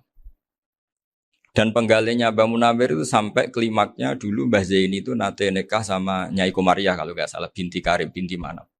Punya putra Gus Habib, Gus Toha yang diantara putrinya dinikahi Gus Rozin. Terus akhirnya kesampaian juga ketika Mbah Munawir punya mantu alim alama namanya Mbah Ali Maksum, angsal Nyai Hasyimah. Sampai pondok Kramjak ma'ruf bil ilmi, terutama ilmu sorof dulu karena Mbah Maksum itu komplain, fa'ala ya fulu kok terus fa'lan ya fa'ala ya fulu ya uf'ul gitu kan. Masuk fi'il kok jejer isim gitu. Jadi dulu kata Mbah Mun itu ada persaingan ilmu sorof, sorofnya Mbah Maksum Ali Kuaron sama Mbah Ali Maksum Jogja. Jadi wali antok yang satu maksum wali Kuaron, yang satu wali maksum. Ya itu dulu saingan Ngarang Sorok. Nah ini yang menang siapa? Ya terserah duriannya. Kalau duriannya keren ya menang karena terserah yang kampanye. Saya bayangkan adekan Mbah Zubair tidak punya anak sealim Mbah Mun. Mungkin halnya Mbah Zubair juga tidak sewow kalau punya putra Mbah Mun. Karena saya berkali-kali bilang kalau dalam syair Arab itu kama takarroma kadang dilafatkan kama tasyarrofa bi Muhammadin adnanu. Orang berpikir Adnan itu siapa? Itu karena ada Nabi Muhammad SAW. Orang mencari-cari. Mbah Mun itu mencari Mbah Zubair karena ada Mbah Mun. Orang mencari Mbah Dahlan karena ada Mbah Zubair. Wong kok alime ngono iku bapake sapa? Wong kok alime ngono iku putune sapa? Tapi kalau kita ini sudah ndak alim. Ini orang sudah enggak tertarik nyari-nyari leluhurnya karena dianggap selesai. Jadi yang dengan tanda kutip yang menghabisi mbah-mbahnya itu ya mesti cucunya. Ini mau ngamuk, mau peringatan, tapi ini juga peringatan pada diri saya sendiri. Jadi sehingga zuriyah ini penting. Kenapa para nabi mesti donga zuriyatan thayyibah? Kenapa selalu berpikir tentang zuriyah? Wa ja'alaha kalimatam baqiyatan fi aqibi. Karena zuriyah ini yang nanti bisa menstatuskan leluhurnya. Seperti tadi cerita Mas Maftuh ini tak puji betul, saya hari ini tidak ingin gojlok. Supaya kewalian saya tidak tergerus oleh kedoliman. Saya pernah diceritain Gus Zofur juga sering baca buku tentang Mbah Maksum. Dulu Mbah Maksum kalau wasiat kembali ya gitu. Kamu harus NU dan harus mempertahankan NU. Tapi tidak dengan cara membenci Muhammadiyah. Dulu Mbah Mun juga sering cerita. Dulu Mbah Hashim itu ngaji Syekh Mahfud. Nah Mbah Ahmad Dahlan dulu namanya Darwis sering ngaji sama Syekh Khotib Minangkabau. Zaman itu Syekh Khotib sudah modern. Sudah ikut gerakan Abdu, gerakan Almanar. Sehingga bawaannya Mbah Ahmad Dahlan ini agak agresif. Yang Mbah Hashim karena hanya mulazim di Syekh Mahfud, hanya sesekali ngaji Syekh Khotib, beliau lebih seperti itu. Dan dua beliau ini sama-sama pernah ngaji Mbah Soleh Darat di Semarang. Mbah Hashim sama Mbah Ahmad Dahlan yang dulu namanya Darwis. Jadi ini masih min muskatin wahidah mimam bain wahid. Sehingga kita tidak kaget ketika Mbah Ali Maksum mengomentari Muhammadiyah itu masih ahli sunnah wal jamaah. Makanya nanti terakhir saya baca kitabnya Mbah Ali dan sering saya pelajari. Andai kan kita ini sepakat dengan ilmu, ya kita tahulah. Kalau Abu Hanifah itu tidak kunut, Imam Syafi'i kunut. Berarti kunut itu mazhabnya Abu Hanifah, bukan mazhabnya Mbah Ahmad Dahlan. Apa tidak kunut itu mazhabnya Abu Hanifah, bukan mazhabnya Mbah Ahmad Dahlan. Kita kunut itu mazhabnya Imam Syafi'i, bukan mazhabnya Mbah Hashim. Ini semuanya masih dalam bingkai ilmu. Adzan qobla subhi juga riwayatnya jelas. Tidak adzan ya sudah perilaku kita sudah jelas. Dulu Mbah Mun sering didik kita gitu. Saya sering dengar cerita kalau dulu Pak Arif Fakhruddin begitu hormat sama Mbah Ali, apalagi zuriyahnya Mbah Azhar Basir, karena beliau dulu ngaji di Termas. Dulu itu enggak ada masalah karena semuanya dianalisis pakai ilmu. Tapi sekarang pakai identitas, yang kunut tuh NU, yang enggak kunut Muhammadiyah. Berarti Abu Hanifah itu Muhammadiyah, Imam Syafi'i itu NU. Berarti Imam Syafi'i itu ya anak buahnya Ki Miftahul Ahyar kira-kira gitu kan anak buahnya Pak Said Akil. Kan terus jadi repot. Dulu kita ini pengagum ilmu, bukan pengagum perbedaan. Sehingga di sini yang saya kagum dari sekian ceritanya Mbah Ali Maksum, supaya kitab ini to the point, supaya nggak lama-lama karena waktunya juga. Nanti kalau kemalaman ini kena semprit ini sudah. Ini diantara yang diceritakan Bali itu unik. Imam Syafi'i itu sering tawassul, sering wasilah sama siapa itu? Abu Hanifah. Ini sudah tak petakan, saya baca yang sensitif-sensitif lah. So, yang ini ya. Ziyar al-Babus Samin, terus sebentar ini yang bab tawassul.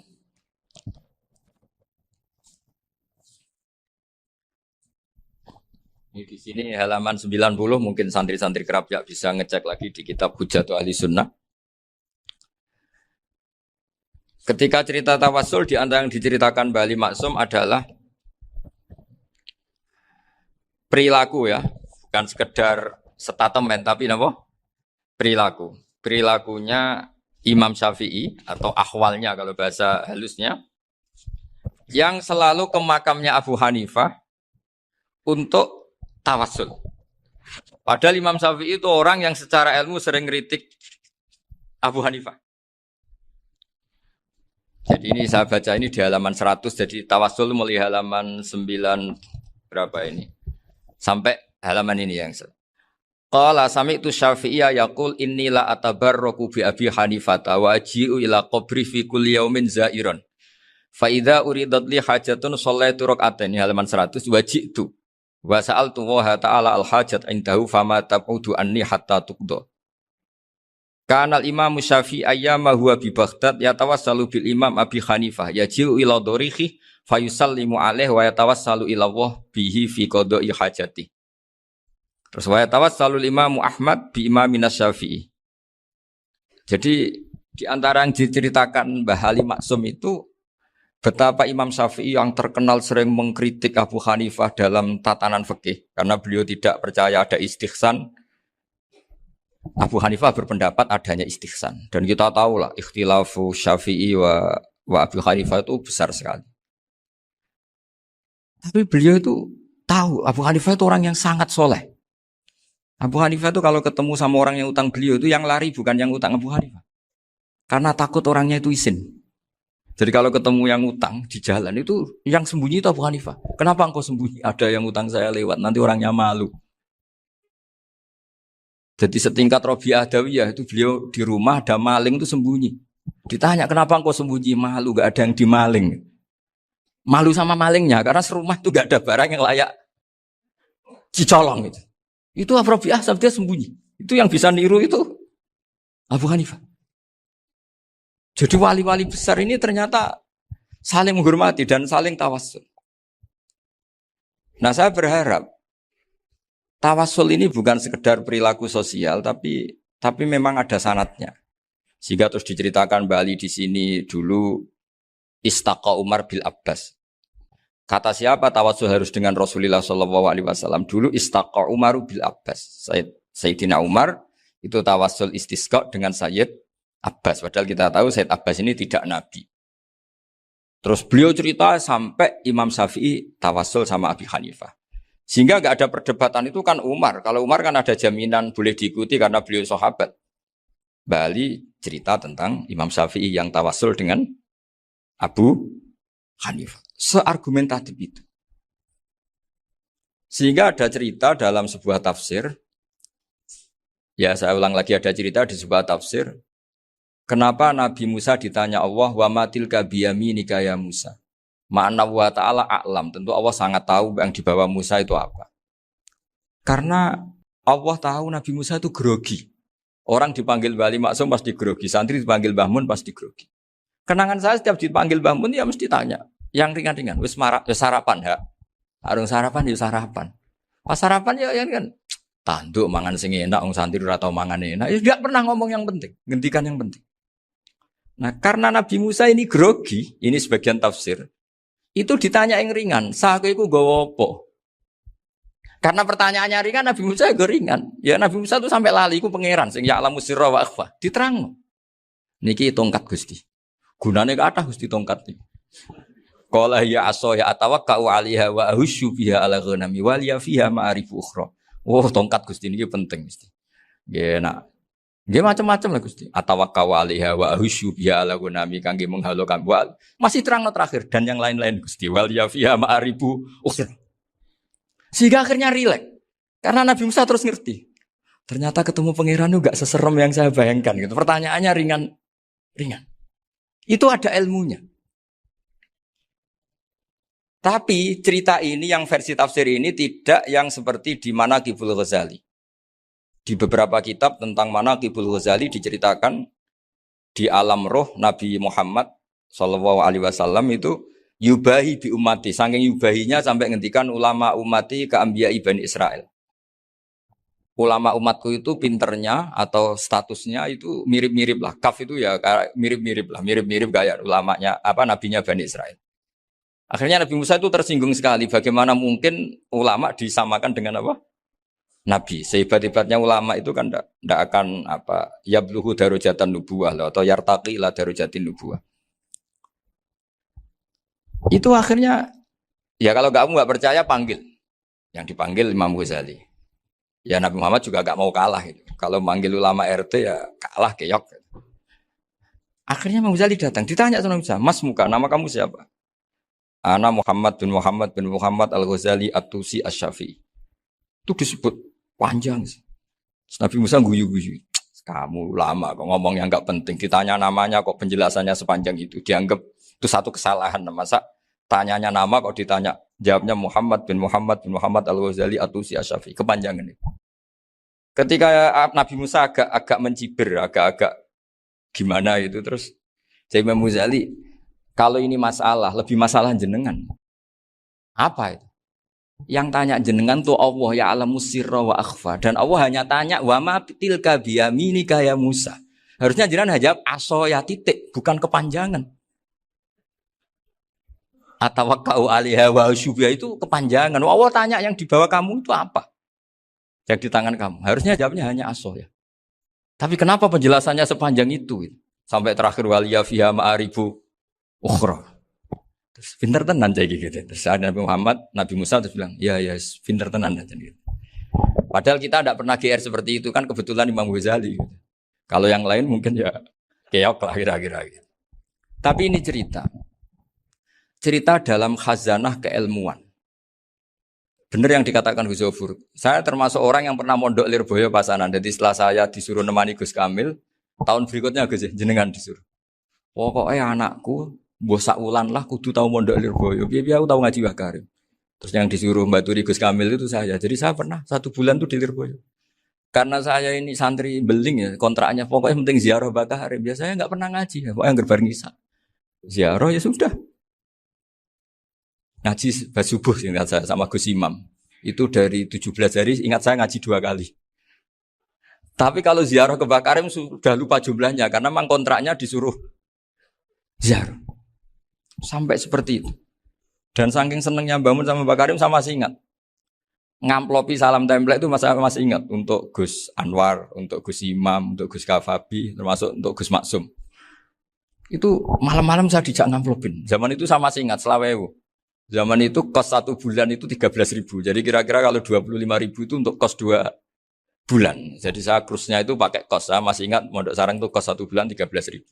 Berarti kira-kira 500.000 itu di amplopin sendiri sama Bang. Ini untuk Gus War, ini untuk Gus Imam, ini untuk Gus. Padahal Gus Imam ini mondoknya sudah dibangun. Itu bangun hormatnya sampai untuk jatah salam template. Nah yang ribet kebalikannya, kita pulang Gus Imam karena melihat Gus Kamil ini putrane Mbah Mun, Gus Kamil disangoni.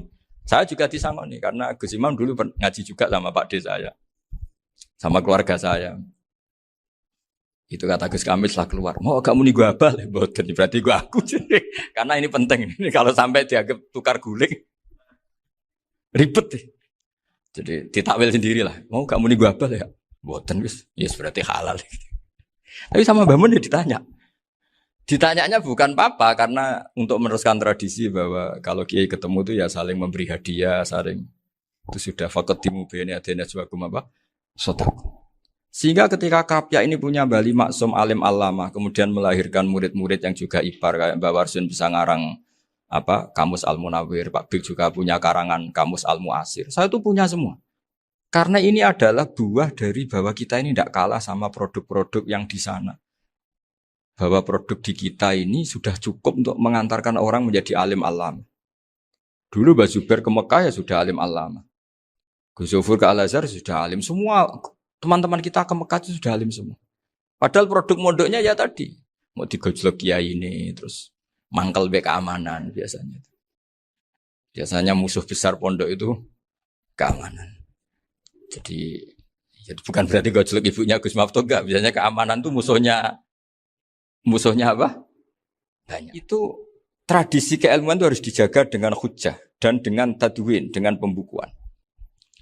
Saya punya sekian cerita ya. Misalnya dulu kita mungkin iskal itu janggal. Kenapa sih orang Islam tukaran sama orang Islam? Sehingga di antara doa Nabi yang enggak dikabulkan Allah, enggak boleh dikabulkan sama Allah enggak boleh, bukan berarti enggak mustajab.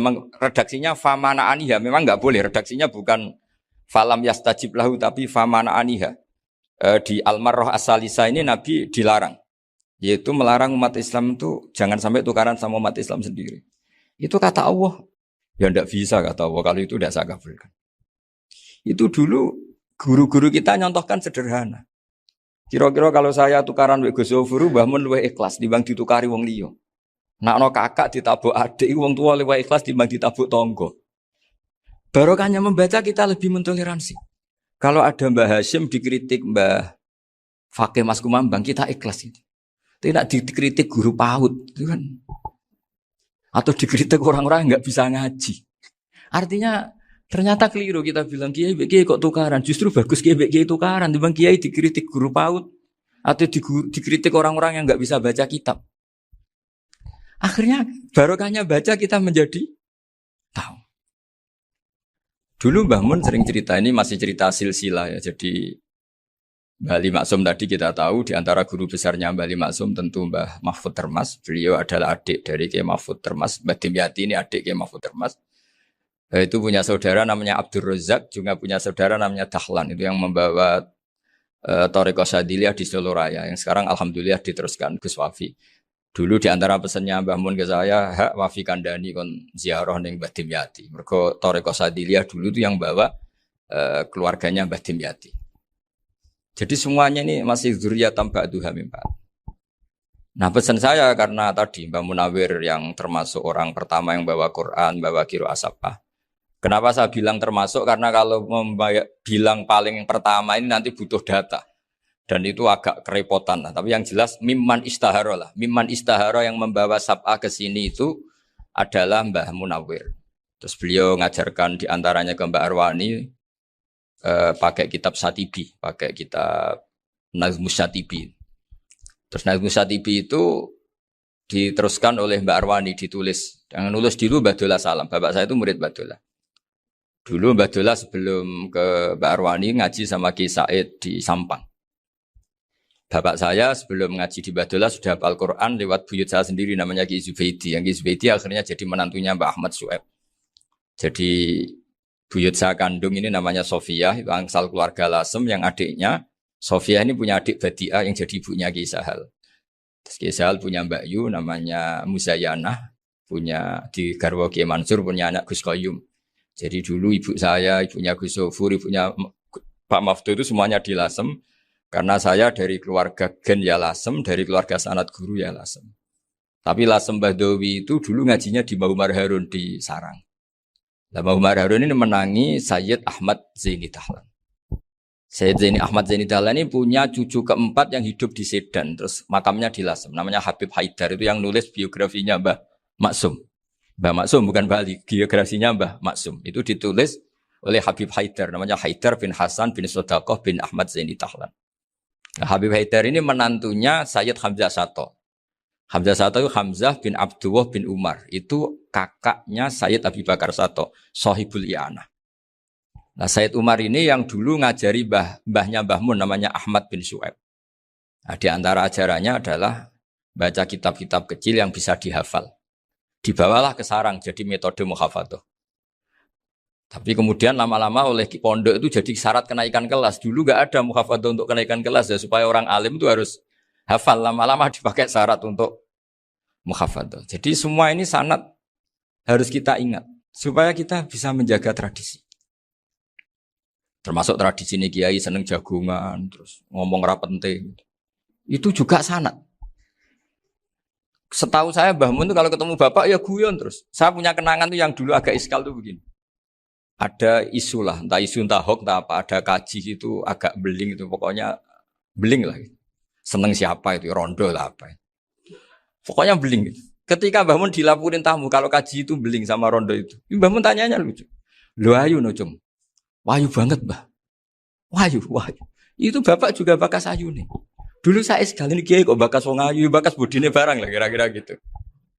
Tapi setelah saya tambah alim, tambah ngerti itu, kata bapak gini, ya apik bakas ayu hak timbang iya no malah qadzaf. Ternyata seni. Sekali Mbah Mun atau bapak bilang, waji kok zino kaji, maka larinya ke qadzaf. Maka menghindari bahasa menuduh, ngomong yang enggak penting. Lho ayu no.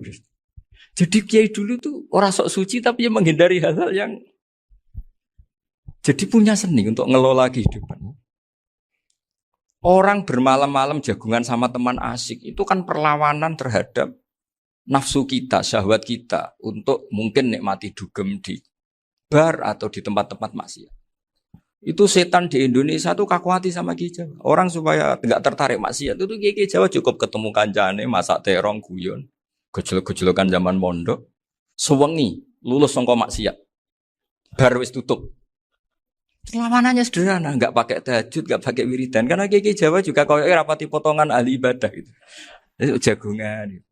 Jadi setahu saya itu pernah lihat Bali itu sekali ketika beliau ngisi ceramah di Mbah Hamid Bedowi. Saya masih kecil diajak bapak. Dulu kalau bapak ngelihat Bali sama Mbah Hamid itu mesti nangis. Karena dua orang alim bertemu. Yang akhirnya ya bisanan itu. Mbah Hamid punya anak Gus Nasih, di sini ada Mbah Nafisa, terus jadi Mbak Salih Hindun itu. Jadi dulu tuh ya guyon terus ketika ketemu. Itu yang sering bodoni Mbah Hamid itu ya Ki Bisri. Ki Bisri itu kalau datang ke Ki Hamid Pasuruan, nak wali tenan aku teko ditata nomangan. Jadi ukurannya ya. Ternyata sampai sana dikeimangan tenan. Masih belum mengakui, kan nak wali tenan aku itu kiai rung di mobil, dongakno aku di mobil. Sudah kalah satu seri itu masih gak terima. Lalu itu Mbah Hamid akhirnya berdoa, ayo monggo, mungkin Ki Bisri gak ada mobil. Itu setelah didoain masih tanya, merek apa merek? Itu Mbah Hamid jawab, yo paling Holden itu. Paling Holden. Itu nyari mobil itu ya adalah dapatnya Holden. Suatu saat Mbah Bisri diundang Mbah Hamid gak dikasih bisar. Karena utangnya sudah banyak Mbah Hamid. Mbah Bisri ini utang doa tadi. Itu ya gak dikasih bisar. Ya gak mau kesang apa-apa kelambimu kayak aku. Didol sama muhibbinya Mbah Hamid. Itu harganya melebihi jatah bisarah. Ketemu Mbah Hamid. Kang, susu Kang, mergo. Jadi dulu itu rileks, makanya ini yang diceritakan ke Zofur. Sebetulnya kalau kiai-kiai itu bersanat itu ya rileks, hidupnya itu rileks. Karena rileks ini perlawanan terhadap kemungkaran. Saya dulu musyawarah sering sama Gus Zofur usul fikih. Itu jelas di antara yang ditulis Lubil Usul itu. Ya kita tahu tadi misalnya sanad usul fikih, Mbah Ber itu sangat al-usuli, Kiai Zubair Dahlan, abahnya Mbah Mun. Punya murid diantaranya Kiai Sahal. Kiai Sahal punya karangan Thariqatul Husul, fi syarhi Lubil Usul. Itu Thariqatul Husul itu beliau ngendikan dalam mukaddimah bahwa saya bisa mensarah ini berdasar ngaji maknani sama Mbah Zubair. Terus beliau mengutip sarah itu dari kitab Nailul Ma'mul. Beliau ngendikan binus khotin khotiyah ghairi matbu'ah. Dan itu ditemukan di Kiai Mansur di Lasem. Karena Kiai Mansur iparnya Mbah Sahal. Mansur bin Khalil itu diantara katibnya Syekh Mahfud. Jadi semuanya ini sambung. Mbah Ber, saking ahli usul fikihnya, kalau ngajar usul fikih itu, kalau guyon, takriran saya ini lebih memahamkan ketimbang sarah. Ya sudah, terus Mbah Zubair, Kiai Fakih, terus Syekh Mahfud. Di sini Syekh Mahfud, termasuk orang yang dekat Mbah Munawir, sampai putrane Mbah Mahfud, namanya Gus Muhammad, dibawa Mbah Munawir, kemudian mondok di Termas diantaranya, terus di nikah jadi menantunya kalau nggak salah Haji Taslim di Betengan, kemudian sekarang juriannya Mbak Mahfud di Betengan. Ini nggak boleh hilang secara sebab. Itu diantara di usul fikih diterangkan. Ketika diantara 5 hukum itu ada yang bernama mubah. Mubah itu boleh dilakukan, boleh ditinggalkan, dan kalau dilakukan ya tidak berpahala, tidak disiksa. Itu ada ulama yang protes. Protes nggak bisa seperti itu. Ithma min mubahin ila wa tahaqqaqu bihi tarku haramimma. Fa'il zamu minas sukun tarkul qatli wa minas sukut tarkul qadaf. Tidak bisa, mubah itu tidak ada. Kalau kiai jagungan semalaman, itu Allah ngitungnya itu hada taroka dugem, wahada taroka delok dangdut, wahada taroka kada wa kada. Oh, itu luar biasa. Dan kita ngikuti yang seperti itu saja. Gak usah tahajud, gak usah witir telulas kaya ora kuat timbang gremeng. Sewengi jagungan, setan ngenteni kita tergoda maksiat, ternyata maksiatnya sampai tutup, kiainya masih apa? Jagungan. Jadi jagungan saja ada ilmunya bahwa itu perlawanan terhadap tarkul ma'asi. Sehingga bagaimana Anda katakan mubah ini mubah, toh gunanya adalah tarkul haram. Meskipun efek mubah juga bisa tarkul wajib, wae bojo blonjo turu. Karena wayang rumah ibuke turu. Itu halal wajib. Jadi mubah itu resikonya ya bisa tarkul wajib, bisa tarkul haram. Sehingga kalau sanad ini terjaga secara baik, secara kultur. Saya sering juga sakuan sama Gus Yofur itu mesti tak niati gitu. Jagungan wong alim Gus ibadah dan menikmati ibadah adalah dabul auliya wa dabul ulama. Kata Imam Ghazali, pada akhirnya waqud buhadatin al-istilzat bil mubahat. Kata Imam Ghazali, pada akhirnya qudbu hadaddin, madaru hadaddin, pokok dari agama ini adalah melawan kemaksiatan dengan kita menikmati al-istidzat bimubah. Kita menikmati sesuatu yang dibolehkan Allah Subhanahu wa taala. Dan seperti ini itu bisa qasmu dhuhri syaitan, bisa menghancurkan punggungnya setan. Karena kalau melawan setan dengan ibadah ini kadang kita capek selain isra potongan. Tapi nak kangkang ning komplek H gitu jagungan mbek kancane, ngenang melarate, mbok ngenang ras sekolah ramunggah, kenangan sing ramunggah diarani istiqomah. Itu kan diarani tulus zaman, kok sing munggah dianggap kesusu. Saya ini punya pondok Quran, kalau ada yang hafal 3 tahun mesti digojlok kancane. Gak apik kesusu itu. Kesusu itu mesti tidak barokah karena tergesa-gesa apa? Hatam. Sehingga yang enggak hatam-hatam itu kayak partai mayoritas. Ini yang partai tulis zaman katanya. Ahli sobri katanya. Akhirnya di pondok gara-gara itu mau guyon, tapi enggak ada stigmasi yang enggak naik. Di pondok sarang itu saya punya temen itu banyak yang sekelas dengan saya, sekelas sama Gus Kamil, akhirnya sekelas dengan Gus Zofur. Padahal saya ini kakak kelas. Saya temannya, Gus Kamil temannya Gus Zofur. Ini anak ini enggak pernah naik. Itu enggak dicibir di pondok.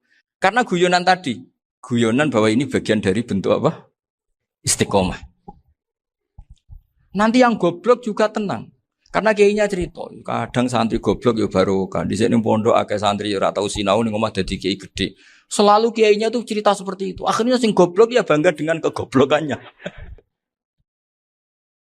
Iya, jadi kiai itu orang yang meskipun guyon ini barokahnya Masya Allah. Dan setahu saya kiai-kiai alim itu ya seneng aja guyon. Karena tadi guyon itu luar biasa. Bapak saya itu kalau pesan sama saya itu enak ngaji ya guyon nice. Wong ning omah mikir utang, mikir wedi bojo macam-macam kok ngaji kok jak nangis pisan, nangis ping pindho katanya. Sudah jak guyon ae.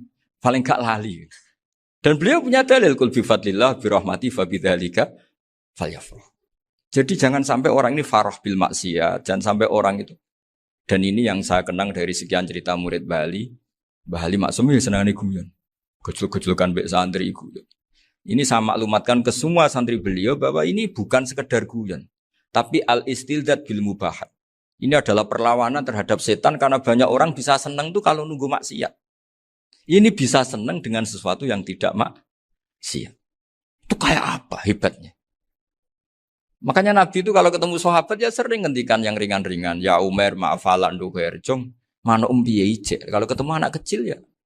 Nanti ketemu yang tua-tua yang sudah enggak bisa mikir ya itu cerita-cerita saya mohon sekali murid-murid kerap ya. Jangan hanya ngaji fikih. Kalau hanya ngaji fikih itu posisi Abu Hanifah itu seakan-akan nyun sewu orang yang sangat tidak ahli hadis. Karena beliau di situ kelihatan kalah sekali dengan Imam Syafi'i. Apalagi di perdebatannya Muhammad bin Hasan Asy-Syaibani dengan Imam Syafi'i itu kelihatan sekali betapa Abu Hanifah itu orang yang nyun sewu ditinggalkan dalam ilmu hadis. Sampai beliau hanya dapat gelar min ulama ahli ra'yi, termasuk ulama yang kuat logikanya. Juga harus baca kitab-kitab seperti ini. Ternyata di balik Imam Syafi'i mukhalif pada beliau di bab-bab fikih, perilakunya sangat hormat. Sampai beliau tuh kalau tawassul ke kuburannya Abu Hanifah. Dan beliau ngendikan an-nasu fil fiqhi iyalun ala Abu Hanifah. Semua orang yang ahli fikih itu masih anak buahnya Abu Hanifah. Saya berkali-kali cerita, mazhab Syafi'i itu alatut tadhir hanya 2, yaitu alma wa turab. Abu Hanifah nambahi wanar. Alasannya Abu Hanifah orang mukmin yang dosanya banyak itu dibakar di neraka dan alasannya Allah litadhirihim untuk mensucikan mereka. Sehingga pikirannya Abu Hanifah an-nar itu min alatit tadhir. Apa yang terjadi ketika bata itu batu bata yang dibakar di situ campur teletong campur apa-apa itu kalau sudah mazhab Abu Hanifah selesai sudah suci karena sudah ngelewatin pembakaran. Meskipun kita tidak akan kalau kehilangan air terus wudu dengan api bisa bunyak semua itu. Tapi apapun itu menjadi solusi. Sehingga saya punya kitab namanya Ikhtilafu Malik Apa ikhtilafu Malik wa Abu Hanifah atau ikhtilafu Syafi'i ma Abu Hanifah. Itu kelihatan sekali kalau Abu Hanifah itu nyuruh posisinya kalah. Karena yang ngarang orang-orang Syafi'i. Tapi kalau melihat kitab-kitab kewalian, misalnya di kitab Mizan Kubro ini juga sering disebut itu Bali Maksum tentang Imam Sa'roni. Berkali-kali beliau mengutip Mizan Kubro. Itu Abu Hanifah adalah orang yang sangat mukasyafah. Artinya ketika Nabi cerita air wudhu itu menjatuhkan dosa, tidak ada air wudhu yang jatuh ke kamu kecuali saat itu juga dosa kamu jatuh. Itu beliau datang ke Madharota Kufah. Kemudian beliau bilang sama si orang tua tadi, tub anizina. Orangnya terus bilang atubu minazina. Ada lagi pemuda datang dibilangin tub an ukuki walideka. Terus bilang tub tu an ukuki walidaya. Sampai yang terakhir ada tub an simai alatilahwi atau an samai alatilahwi. Terus tub tu an samai. Ketika orang itu ditanya, kenapa engkau begitu tahu dosanya apa? Saya tahu air wudhu ini menjatuhkan apa. Jadi kira-kira kalau zina mungkin ya batang babi lah. Kalau hanya sekedar melihat bak-bak mungkin ya curut atau tikus lah kira-kira gitu. Nak dulu sediluk ya mungkin ya tikus cilik gitu. Nak dulu suwi ya tikus werok itu atau apalah. Pokoknya beliau itu tahu. Tapi anehnya Abu Hanifah apa? Setelah itu dia nangis minta mukasafahnya ditutup. Ya Allah, saya ini mukasafah kok malah menjadi tahu sawatil mukmin. Padahal aturan syariat jenengan man satara musliman satarahu, bahwa enggak baik melihat jeleknya orang mukmin. Minta ditutup. Makanya saya ini bangga ada mukasafah. Makom yang kita sampai sekarang tuh makom setelah Abu Hanifah mukasafah. Jadi Abu Hanifah repot-repot mukasafah, minta makomnya ditutup tidak menjadi mukasafah. Dan alhamdulillah kita sudah tidak mukasafah sebelum minta ditutup. Jadi kita ini keren. Keren karena aturannya itu man satara musliman satara huwa, yang tidak tahu aibnya orang muslim maka Allah akan nutupi aibnya di akhirat. Dan kita alhamdulillah barokahnya tidak mukasafah, tidak ngerti aibnya orang mukmin. Jadi kita harus pakai patokan ilmu. Saya ulang lagi, kita harus pakai patokan. Makanya saya tahu betul ketika Kiai Hamid Pasuruan, beliau dulu ngaji Jamul Jame, ngaji Juman, Bali Maksum di sana sama Gus Habib, sama Gus Muhammad bin Mahfud. Termasuk mbah saya kandung dulu Kiai Sidik, mbah saya yang dari itu juga ngaji di Termas. Bapak saya dulu Kiai Nur Salim ngaji di Buyut Baiti. Dulu itu kawin juga sederhana, kayak cerita Gus Zofur. Jadi bapak saya kandung itu Kiai Nur Salim itu ngaji di Mbah Baiti. Mbah Baiti itu adik kandungnya buyutnya saya dari ibu. Nah Mbah Baiti itu teman akrabnya mbah saya namanya Kiai Nur Sam, Mbah Nur Sam. Singkat cerita terus Nur Kiai Jorabin arah-arah bekno itu. Setelah bapak saya ke Badullah mau ditawarin jadi mantu, kata bapak saya kula pun dipek mantu Mbah Baiti. Akhirnya dapat ibu saya itu. Karena ibu saya itu cucu Mbah Baiti, cucu lambung. Jadi mbahnya ibu saya itu Mbak Yunya Mbah Baiti. Namanya Mbah Sofia tadi yang dapat Mbak Idris itu. Yang Mbak Idris ini bin Umar. Ya Mbah Umar yang mbahnya Mbah Hamid. Hamid bin Abdullah bin Umar. Kalau bahasa itu Fatimah binti Idris bin Umar. Dulu kecilnya Mbah Idris namanya Abdul Khalik. Kalau kecilnya Mbah Hamid namanya Abdul Mukti. Kalau kecilnya Mbah Maksum namanya Muhammadun kalau nggak salah. Dulu itu orang dulu itu namanya dua-dua karena diganti ketika musim apa? Haji. Jadi ini terjaga. Sehingga tidak ada ceritanya kiai-kiai yang jagongan kemudian santrinya itu yang agak-agak khawatir. Kiai kok sungi-sungi jagongan, gak tahajud, gak duha, itu tidak ada. Karena ini dianggap fi'lul mubahat untuk melawan mungkar. Jadi sehingga di kitab Ikhya diterangkan, kamu jangan ngira orang-orang soleh ketika jagungan itu min ahlil bitolah wa takasul. Itu orang-orang yang pemalas itu enggak. Tapi mereka bisa mengasyiki Allah. Bahwa dalam jagungan ketemu teman ya asik, gejul-gejulkan sama Pak Maftuh ya asik. Dan keasikan ini bentuk perlawanan terhadap keasikan harus dengan maksiat. Itu kayak apa kalau kita ngaji sampai seperti itu. Termasuk tadi yang diceritakan Pak Maftuh kitab Hunyah. Semoga beliau cerita juga pernah belajar. Saya pernah belajar kitab Hunyah khatam. Itu diantara yang diceritakan Syabdul Qadir Al-Jilani. Tadi kata beliau Al-Jilani dipakai Jim Al-Jilani. Ini agak beda dengan kita. Mbah Zubair itu punya kitab namanya Al-Qolaid Al-Uluiyah. Beliau menfatwakan nama-nama ajam itu kamu bebas. Ajamiyun fasna' bihi masyita. Sehingga kita kalau punya kiai harus mau cokolal ustukhri. Sehingga tak mau cokolal istukhri. Tirmidzi juga nasibnya sama. Qolat rawahut Tirmidziyu. Sing sitok rawahut Turmudziyu. Yang satu rawahut Tarmidhiyu. Ya karena kita keluarganya Tarmidhi apa enggak gitu. Makanya kata Mbah Mun sama masih ingat. Kata cerita Gus Zofur tadi, adabnya Gus Zofur itu cerita tentang keluarga ibunya. Padahal keluarga ibunya juga orang-orang soleh yang luar biasa. Itu kata Mbah Mun, kowe roh jenenge Imam Bukhari tahu ya. Jenenge sapa? Saya nyebut Muhammad bin Ismail bin Ibrahim bin Mughirah bin Bardasbah. Lah iya Bardasbah mbok waca Bardisbah yo. Lah cara kene mbok Parmin mbok Parlan. Jadi Bardisbah mbok Bardasbah iku cara kene yo Parmin mbok. Iku rak Mbah Fadl Senori, dadi kabeh diwaca Arab. Jenenge Mbah Umar Harun. Dhisik yo wong Sarang, Mbah Harun, Mbah Kiro nang yo ora roh, wong dhisik yo wong kuno ya. Jadi kalau versi Mbah Fadl, termasuk yang pertama bikin nasab Mbah Maksum itu tulisannya Mbah Fadl yang dikutip Habib Haidar tadi.